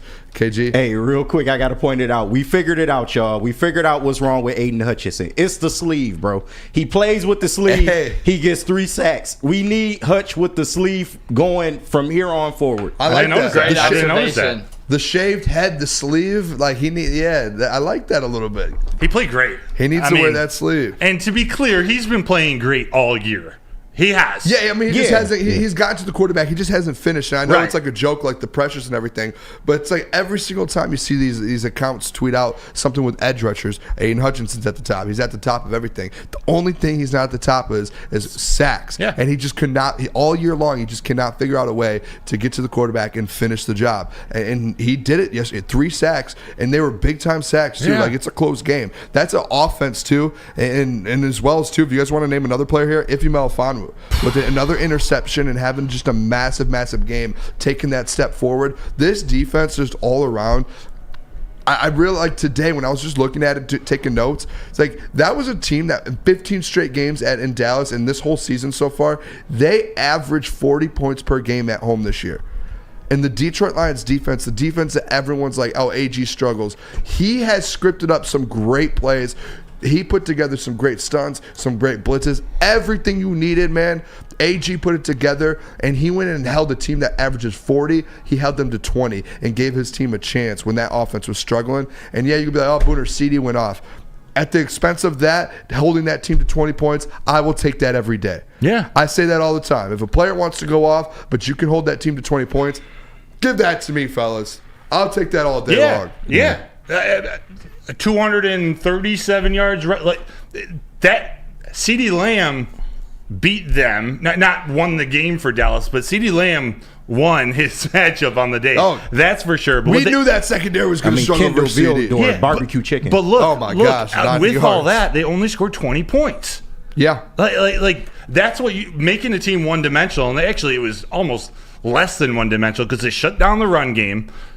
They shut down everybody but CeeDee Lamb. Actually, there was one drive where Dak Prescott, it's their worst defensive drive, finding Brandon Cooks. And that was a touchdown to Brandon Cooks, if I'm not mistaken. But no, the defense played great. They were getting pressure on Dak all day. They were making their tackles. There weren't very many missed tackles. And it started with Anzalone. I think on the first 2 plays, he made 2 big tackles. The first one on Ferguson, then it was a stuff in the backfield with Hutch. That set the tone. And then they just played good, solid football all day long. And when they were able to contain Dak Prescott, they were able to stick with their coverage. Aiden Hutchinson, that one little step, he needed it. And like Bruce Bedrock just said in the chat, they moved him all over the place. Yeah. He got a sack, I think, from 3 different locations. But he was playing every spot on that line. He was standing up, he was sitting down, or he got his hand on the ground. It was sitting down. It was great to see him. And you see, Aiden Hutchinson plays that good. You hold the Dallas Cowboys to 20 points. Hey, bada bing, bada boom here. He said, I'm starting to think AG needs more talent. He's doing decent with what he has.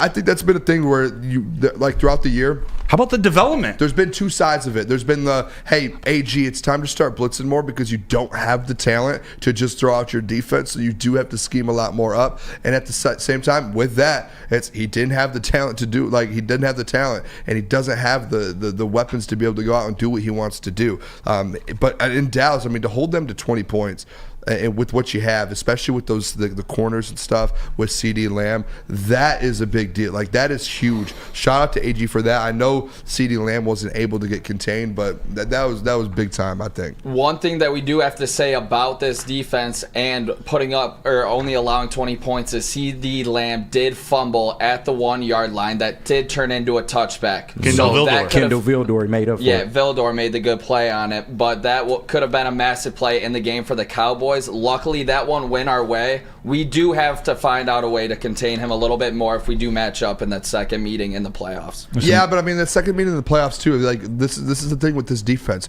Reinforcements are coming. Yeah. C.J. Gardner-Johnson will be back. James Houston will be back. Aleem McNeil will be back to get more pressure on Dak Prescott. That's the thing with this defense. You just held them to 20 points.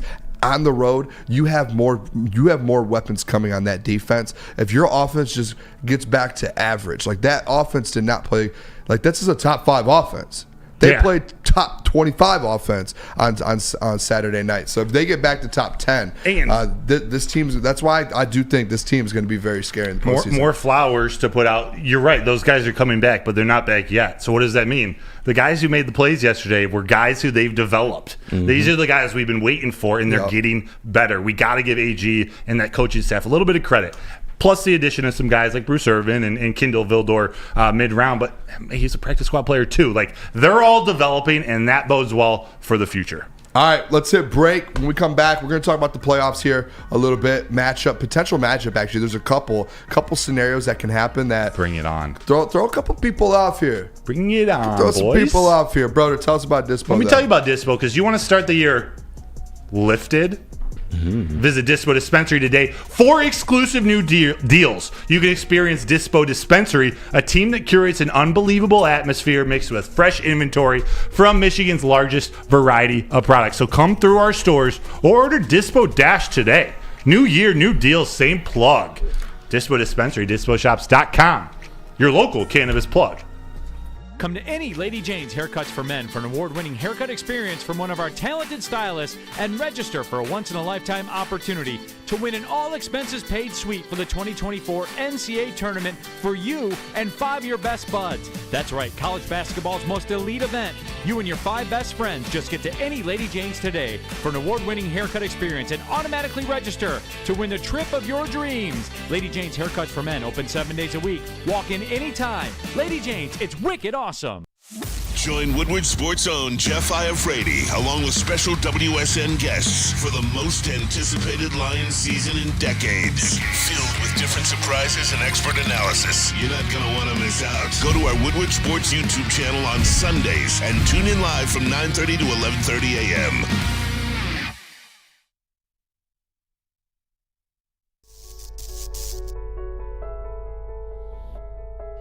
We've just received word. The world's cannabis supply has vanished. The public is outraged and has taken to the streets in response to this tragedy. The individual responsible acted alone, and we can only hope they will make things right soon.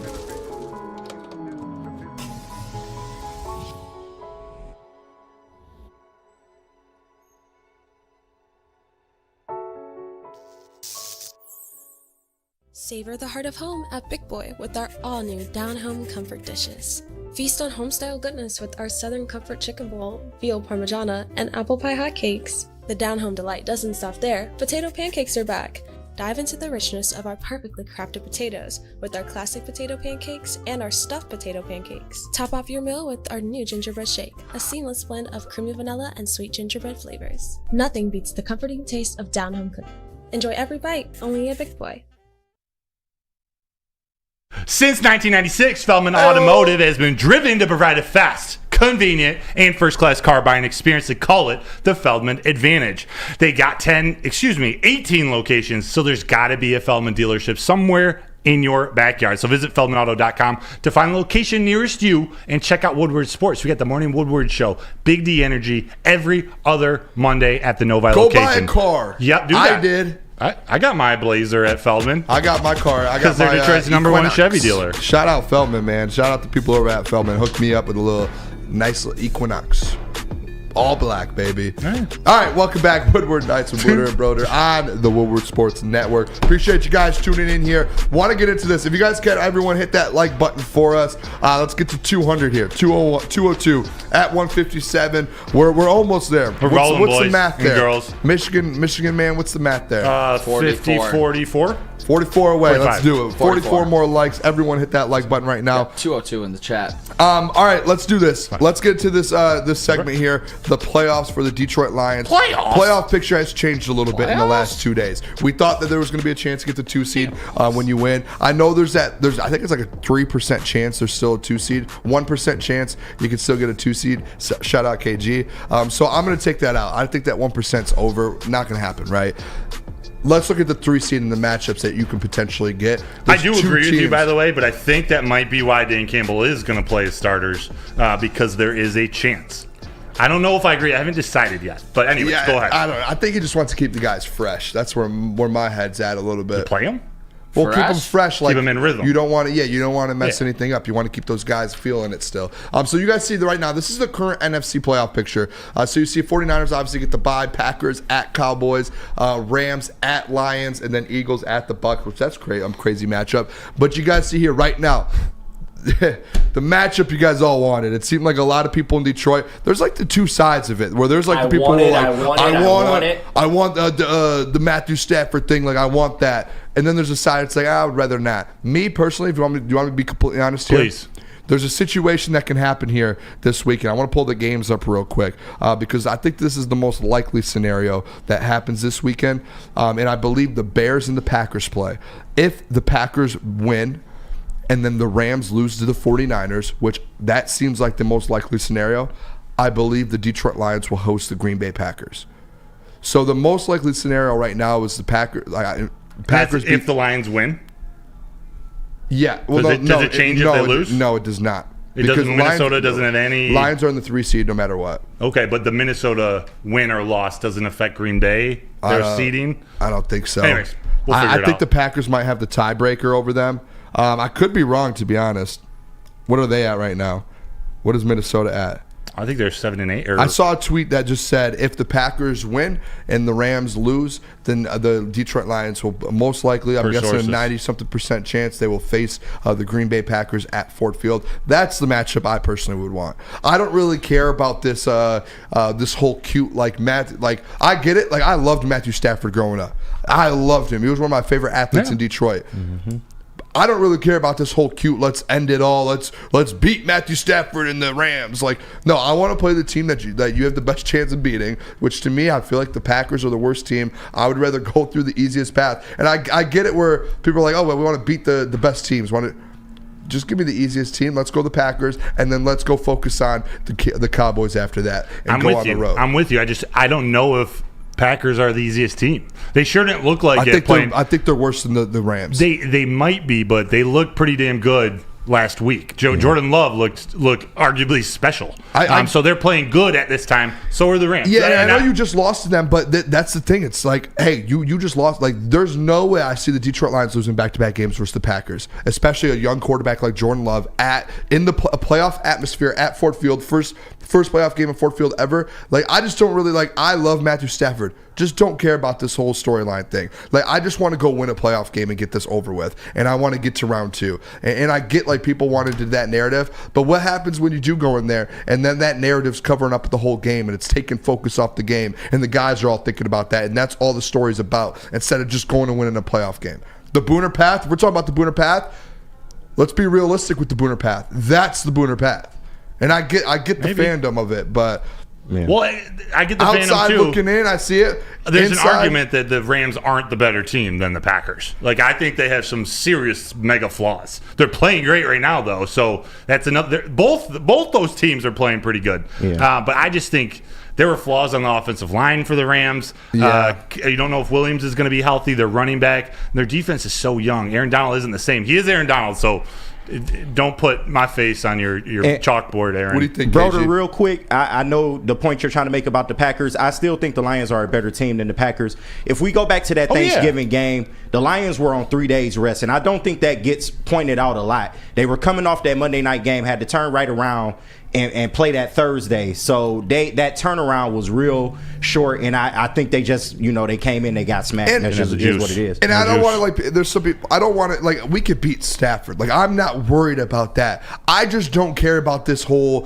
storyline and, the Hollywood side of it, to where it's they're just going to use that for a whole week, and it's just going to be all these storylines and stuff. I would rather the Lions kind of stay under the radar, go beat the Green Bay Packers, and go take care of business. Brother, Packers are playing well, yes. They just played a Vikings team who went through 3 quarterbacks in one game, beat them 33-10, and they beat the Panthers, who we know what's going on there. Before that, they lost to the Bucks and the Giants. So I think it's still a team, and like KG said, you were coming off rest. I think this is a team that the Lions can dominate. You saw earlier in the year, they beat them 34-20, and that wasn't even a game, and that was in Lambeau Field. That whole Thanksgiving game just felt like a whole one-off. I think in the playoffs, this Lions team with the chip on their shoulder, they would dominate the Packers, maybe even give you a chance to sit some guys out in the fourth quarter. And that's just me just thinking weird different scenarios. That's not a statement or anything. It's just more so all right, what can, with the Rams thing, it's that might be a game where you're in it at the end just because of the storyline, the story behind it, the pressure of it, everything. It's just too much to me. To Booner's point there, I would rather face the Packers because what they did to us on Thanksgiving, I think this team would be locked and loaded ready, or they're going to be locked and loaded ready to go either way, but just because they stole our Thanksgiving meal, they sent Detroit home upset, I think that we would absolutely be ready. It'd be 2 tough games. in my eyes. Yeah. I think the Lions win both of them. But on the other side, it's Stafford, the storybook coming back home. It's so much, and the city. God damn, I don't want to see Stafford in Ford Field. No. I really don't. I think we beat them, but I don't want all that to deal with. Even if we do play them, though, I'm picking the Lions to win at least by a touchdown in both those games. ETN in the chat said, Booner, that's a different way of saying I don't want to play the Rams. They're dangerous. He's got a point. No, that's He's not. He's got a little bit of a point. He's got zero of a point. That's just the distraction. When I heard it today, the distractions of it, like Neil today talking about like the Rams, like I want to play the Rams because I just want to end the Matthew Stafford narrative. Like it's not going to end anything. No, Matthew Stafford went and won a Super Bowl. That is what it is. All this is going to do is just put the distractions, a storybook, just a massive. You're going to be all over ESPN all week. And I get the Lions. We love the national media stuff. But like that's all it's going to do. It's just Stafford versus the Lions. Stafford versus the Lions. It's going to take everything away from the game and distract. Like the Packers. From us. From the media and fans. Yeah, and I know. But the players are going to think of it too. No, we spent this whole 8:30 segment talking about Dan Campbell. He's got this team focused. He does have a focus, but like this whole Stafford and Ford Field thing, there's going to be LA Rams jerseys. There's going to be Detroit Rams stuff. Like all that stuff is ridiculous to me. Get on with me from this whole LA Lions, Detroit Rams stuff. I don't want any of that. I want all that to be done. You beating them isn't going to end all of that. Just don't. Like, let's just play the Packers. I think it might, though, Boone. I don't think he won a Super Bowl there. It'll just make the fans feel better, really. Maybe that's we deserve to feel better. I just want to go win a playoff game. That's all I'm worried about. I don't care about the storylines. Who'd the Rams just give up on, just throw in a trade? You think Jared Goff wouldn't be freaking focused for that game? Yeah, he'd be like there are variables to this. Booner, you have to get control of yourself. I do have control. Like again, the Booner path, we are rock solid. If we play the Rams, we're going to beat the Rams by 30 points. We're rock solid. Talk to him, Boom. We're locked in. Don't ever. It is my job to think about these different angles here. That's all I'm doing. I'm thinking of different angles. I'm just doing my job. All right, let's go to break. When we come back, Broder and I are going to give you. This is exciting. I'm pumped for this. Our top 7 Super Bowl contenders right now in the NFL. We're going to go over that. Let me tell you guys about Big Boy, though. I think, is it me, KG? Yep. Big Boy, wintertime in Detroit, it is always better with comfort foods from Big Boy. Try the veal parmesan or the new Southern Comfort chicken bowl. And if you want some breakfast, the stuffed potato pancakes, they are back. The classic lumberjack or the Santa Fe Garden. They also have the new apple pie hotcakes that are too good to miss. You can top it all off with the new gingerbread shake for dessert over at Big Boy. Make sure you stop over at your local Big Boy today for all those beautiful meals. Since the dawn of moving people, Chevrolet has led the way. The world of transportation is changing. At Feldman Chevrolet, we are leading the charge forward. With every electric vehicle, every mile traveled, one Feldman at a time. The company that puts more Chevys on Michigan roads is now the #1 name for Chevy electric vehicles. Where's the most convenient place to get that big fitness energy? It's Planet Fitness. Join today for just $1 down, $10 a month. With over 2,400 locations and equipment for every workout, you can get in, get energized, and get going. And with free fitness training and most clubs open 24 hours, everyone belongs in the judgment-free zone. So join today for $1 down, $10 a month, no commitment, cancel anytime. We've just received word. The world's cannabis supply has vanished. The public is outraged and has taken to the streets in response to this tragedy. The individual responsible acted alone, and we can only hope they will make things right soon.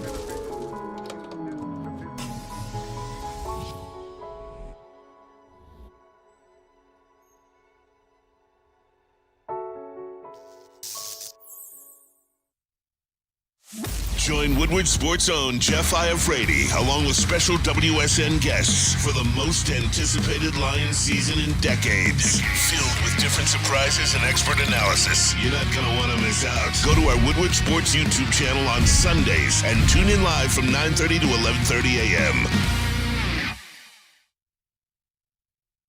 What happens when you run a great business for over 50 years? You expand, you offer more products to more people. That's exactly what Les Stanford did by adding Les Stanford Buick GMC. They got the same great service that customers have come to know and trust. Located on Woodward Avenue, just south of 9 Mile. Also, you can check them out in Dearborn today. Find the brand you want, lesstanford.com. All right, welcome back. Woodward Nights with Booner and Broder on the Woodward Sports Network. Appreciate you guys tuning in. If you guys haven't yet, we've got 200 people here. Everyone hit that like button right now. We're at about 170, about 30-something away from 200. That would be awesome if we hit 200 here before the end of the show. We got to get into this one quick here. We only got a couple minutes, Broder. I'll be quick. We got about let's do 5 minutes on this. Okay. Or 6 minutes. You pick KG, whichever you want to throw up. Booner and I will react to that. This is our top give me 7 1 second. Super Bowl contenders as of right now. This is this is not power rankings. This is our personal personal opinions on who we think the best chance 1 through 7. That's how I took it. Am I right? Are you interpreted different? No, I just took it like that. Okay, good. I got Broder's list first. Oh, let's go. Let's go. Coming in. Oh, look at the little space bar. Coming in at number 7. I got the Dallas. Screw it. I'm going right to number 3. We got the Detroit Lions at number 3. You go through 7. I'm putting them Baltimore Ravens, San Francisco 49ers. I genuinely think, especially after this day, the Detroit Lions, of all those teams, they're right in the mix. I'm putting them up there above the Browns at number 4, who I think are the real deal. They're playing like it now. I have faith in a defense like that. Traveling. Buffalo Bills, they're playing damn good. This was hard. I really wanted to throw Philadelphia up there. Yeah. But I'm going Bills because of how they're playing right now. I do think Philadelphia, how they're made up, although they're playing bad now, their team makeup is good enough to go on a run. Offensive line, defensive line, that could take you far. Then I got the Dallas Cowboys at 7. They're not the real deal to me. They're not out of the top 10, but we just proved they're not only beatable at home, you can beat them on defense at home. And that's the Lions defense. They are vulnerable. The Dallas Cowboys are vulnerable. The Lions just beat them. What do you think? Did you have? I don't hate it. Did you have any honorable mention or anything? Number 8. I think that's probably what I just deleted. Miami Dolphins at number 8. Next, I think the Chiefs could be up there next, but Miami Dolphins are my last one out. I like the Dolphins. I like watching them. I don't believe in them. I don't know. I have them in mind. They just had a few guys get hurt. I don't hate it. Mostert. To be honest, here is mine. Kind of similar to yours, to be honest. I think the top of the list is very similar. And you can kind of correct me here where you're at and kind of your changes. But I had number 1, obviously, the Baltimore Ravens, and 2, the 49ers. But once you get down after that, I had trouble because the Eagles right now are in a mess of a situation. I almost took them off to say, hey, I don't think they're going to win a Super Bowl this year. I have a chance because I got an alert before the show saying A.J. Brown's tearing the locker room apart because his leadership and stuff has not been to what it was in the past, and it's just like a huge thing going on in Philly. So I had Philly at 7. 6, I had the Dolphins. I threw them on there, Broder.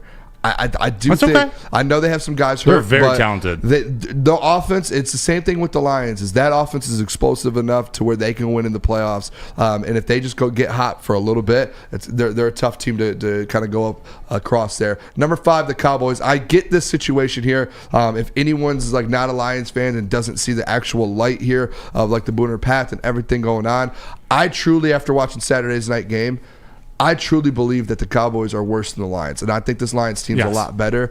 Just watching the game, as bad as they played, I feel like this Lions team is better than the Cowboys. That's why I went the Cowboys at 5 and the Lions at 3. The Bills, to me, right now, they're right there with the Lions to where they have the chance to do it.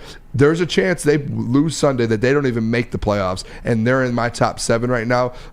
So I do think the Bills win Sunday, make the playoffs, win their division, and I think that's a team that goes on a run. I said it from the jump of the year. My Super Bowl matchup was the 49ers-Bills. I think the Bills is a team, if they're playing hot, they can beat the Ravens. They can beat anyone they can. And then honorable mention, I had 2 AFC teams. I think the Chiefs, I want to take them out. This was my thing. You got the Chiefs over the Dolphins or the Browns. You could even put the Browns where the Dolphins are. It just, to me, the Chiefs, they're to me they're not a playoff. They're not a Super Bowl team at the moment, in my opinion. The way they've been playing, they just do not feel like a Super Bowl team. I know they have 10 wins. There's just something about this team right now that's struggling, and they just do not look good. Even in their wins, they struggle.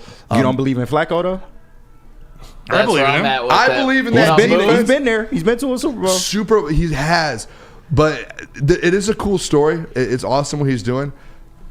fellas, at the end of the day, he's an older quarterback who's an old vet. I think he can lead them, yes, but to a Super Bowl, like we're talking about Super Bowl contenders. Do I think Joe Flacco as a quarterback of the Browns can beat Lamar Jackson and the Ravens? No. When you phrase it like that. Well, that's how that's what it is. I think the Ravens are the number one team. I think the Browns are when you're doing Super Bowl contenders, it's who can beat the best teams and who can compete. Like the Lions, in my opinion, if they win a matchup against the 49ers, there's a chance they win that football game. The Browns That's have why already the Lions beaten the are on my Ravens. Super Bowl contending list. They've already beaten the Ravens. I just don't see it right now, to be honest. The Ravens to me are better than all these teams I by just don't far. see it. Browns have beat them. They have a good offensive line. They have an incredible defense, the best in the league. Yeah. They have a veteran quarterback who's been there before, who's won it before, and they got on the outside Amari Cooper. Fair. And yeah, of course that's fair. That's fair. And David Njoku, he's playing like one of the best tight ends in the league. They got some things going. It's not going to be an easy path, but it's not outrageous. Steve-O, baby, I got to disagree with you. He said, oh, man, come on. The 49ers are the best team right now. The Ravens are the best team. They just beat the 49ers by like 3 touchdowns. Booner, sounds like you got a vendetta against Flacco. No, not at all. The only person now in the NFL that's on my do not bet list is Brad? Who? Justin? No. Andy Dalton. You got against Andy Dalton? Why you lose you some cash He back lost in the me day? a lot of money, and he got put on my do not bet list very Why was you fast. betting on Andy Dalton in the first place? He had a good stretch of football a year ago, and when he was in New Orleans, and as soon as I bet on him, he turned bad. That was an issue. Well, ginger snap. Good one. Hey, could you guys put in the chat? Everyone drop in the chat who you guys have as your Super Bowl contenders right now in the AFC and the NFC. And Denver Blair. Denver Blair. Andy Dalton is trash. He is trash. We knew that though. Nothing anyone here is going to argue. Phil in there said Ravens are not beatable right now. Yeah, they're the best team in football. IT hips, or is it hips? I heard Jeff say it hips today. Yeah, I've always gone IT hips. Me too. Yeah. There's no dots though. There's no periods. What do you mean? Like I.T. I don't know. I used to work in IT, or I used to sell software and hardware, and just IT IT. hips. Can you give us a correction there on when you made that, what you were thinking? Yeah, let us know if there's a period in between, like if that's how we want to say. Anyways. Hey, who wins in this matchup? Browns-Lions. Lions, but it'd be a damn good game. That defense is legit. I saw someone put it in the chat there. That is legit. I didn't even mention Jerome Ford and Kareem Hunt. It's because you don't know that Browns team good enough, and you still have them in your Super Bowl contenders. What? Shots. Ooh. No, I just said I didn't mention Booner that. hates the Browns. How does it feel to lose in fantasy football to your boy? We're gonna hit mailbag. Everyone right now, start dropping your questions. Everything you need to know. Broder will be in Allen Park tomorrow. He was there the other day. Drop anything you guys want to know. If you want questions answered about any of us, just whatever you want. Drop some questions. Everyone, drop a couple now. Let me tell you about Lady Jane's though. Come over to Lady Jane's Haircuts for Men for an award-winning haircut experience. Register to win a trip of your dreams and all expenses paid suite to the 2024 NCAA tournament. That is right. No expenses spared for you and 5 of your best buds. That is Lady Jane's Haircuts for Men. Open 7 days a week. Walk in anytime. It is wicked awesome. Stop searching for a vehicle and start finding one. Les Stanford Chevrolet Cadillac makes it easy. We harness the power of multiple dealerships and own the biggest selection of GM brands in the area to get you the car you need. With the Les Stanford Group, you'll have access to 4 different dealerships, providing you with more makes, more models, and more choices. We're connected to more than 1,000 vehicles, and with so many high-quality CPO vehicles available, you'll find new car quality at pre-owned prices. You can start and end your search at lesstanford.com today. Your home is your most important asset. Flexibility in the sales process is key. When you work with Mark White & Associates, you can cancel at any time, for any reason, without penalty. Speaking of flexibility, check this out. Who you work with matters. Hire the best broker in the game.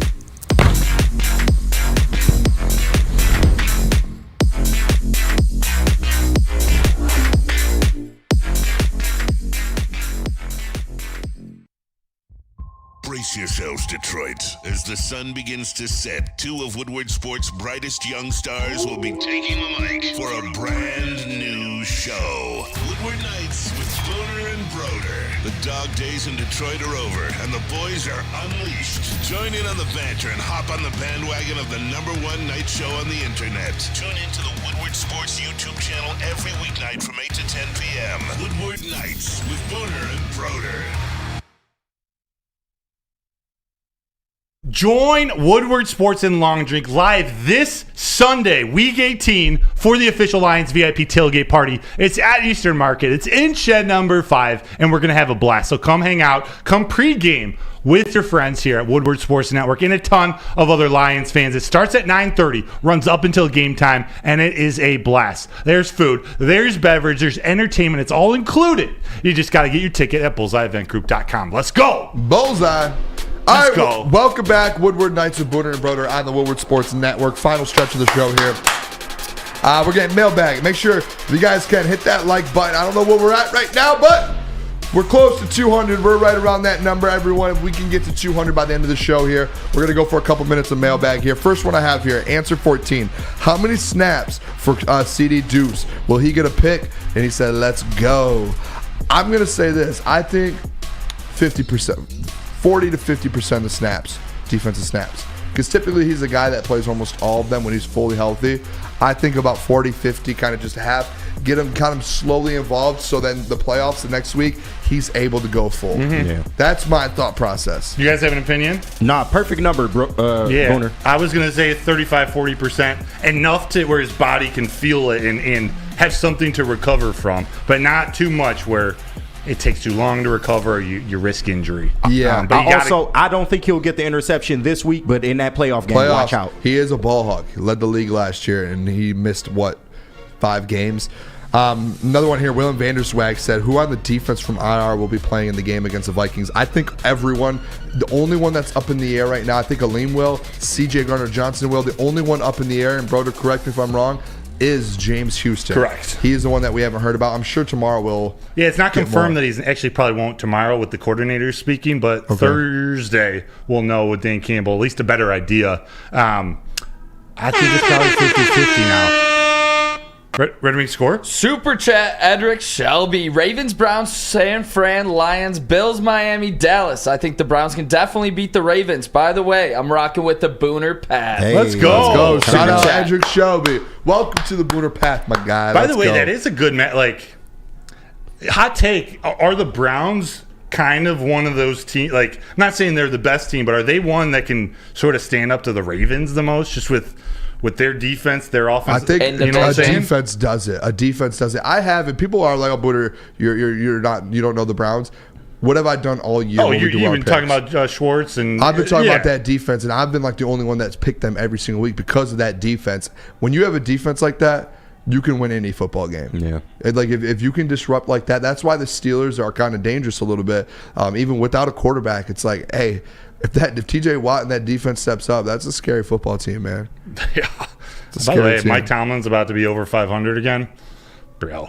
How? I told you. That's ridiculous. I always believe in it. Always. Especially at home, too, man. Also, I know I'm just taking away from mailbag, but keep them coming. You were putting up the standings before, the hypothetical playoff projections. I can't remember how many weeks ago, but the Buccaneers could have a higher seed. They could be home field against the Philadelphia Eagles. Yeah. Wouldn't that sound crazy? That's the division, At the beginning of the season, the Eagles were that team for us. Yeah. For everybody. That's that division.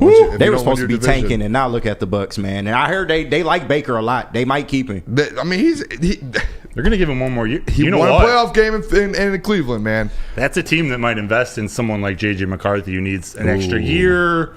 They're going to go with Baker for one. Anyways, we don't need to go there. All right. IT Hips, do you think the Lions will play all their starters for the whole game? What are your thoughts on that, Broder? We'll play their starters the whole game? I don't think so. I don't think he'll tell us that. Maybe he will. I do think they're at least going to start and play a quarter. This is my speculation. Again, not confirmed yet. Although Dan Campbell said they're going to start, they're going to play.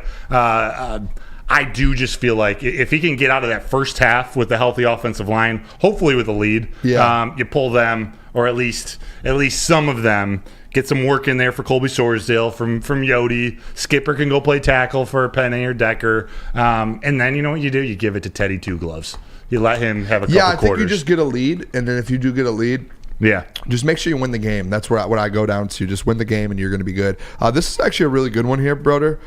Steve Baby said, so any word from Sheila, because I don't think she's the type of owner just to let things go on and move on. Yeah, I don't know. Someone, who was it that asked me in the back about that? It might have been like Easy or Spencer that mentioned it as well about Sheila. Like, do you think it's going to? Will she say something about this because she is, or no?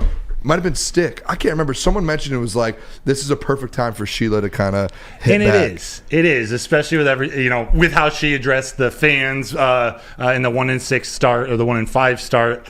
It seems perfect. I don't think she's going to. I think those owners, there's 32 of them. I think they'll do whatever they can to not get in front of a camera and bash the commissioner, even though he's making $64 million per year. Jeez, man. But it does say, it would be pretty badass to get up there and say, what do you like? Do something about these mistakes. Like we're not going to take this anymore. We've taken it for 80 years. We're not the same old Lions. If she could say that on national TV, I would love to. That oh would my be gosh. legendary. And speaking about the injuries and talking about playing our starters, not playing them, I think this Vegas line shows a lot here. Only being 3-point favorites against the Minnesota Vikings at home, when they're on their third-string quarterback, obviously dealing with a lot. I think Vegas is expecting us to sit some guys here by the end of this game. I agree. I do think that's why I was a little shocked to hear Dan say he wasn't. I think they end up sitting some guys when it comes down to it. They're going to play. Like Dan did. You guys did ask him that question. He did mention we're going to play. The way he answered it, go back and watch it. It made it sound like a little bit that things are still up in the air. Like, I'm going to figure this out. I think there's going to be guys you have to be safe with. Those running backs, the offensive line have to be safe with some guys. You can't afford an injury on a meaningless game because your seed's not going to move. The seed, you're locked into the 3 seed basically right now. Definitely. And the chance for the 2, I do get that, but 1%, I'd rather take that 99 and have everyone healthy. Nick, last thing. Must-win game for the Red Wings tonight in San Jose. Cannot lose to the worst team in the league. They already lost to San Jose. I believe it was 2 weeks ago. Cannot lose it again. Let's go Red Wings. Need a big dub here tonight. Let's go Red Wings. Get the dub tonight. We appreciate you guys tuning in. As always, if you guys are new here, we appreciate you guys. Hope you guys come back. Tell a friend about the show. Hit like on the stream. We will be back tomorrow at 8 p.m. to keep this thing rolling and continue talking this Lions. We'll get into some more playoff talk. It's about that time now. It's about that time. All right, we'll see you guys tomorrow. Make sure to tune in the Morning Woodward Show, 8 a.m. Big D Energy to follow. Ronnie and Edwards. Heavyweights after that, and we will be back live 8 p.m. We will see you guys tomorrow. I love you guys. Close my cheese.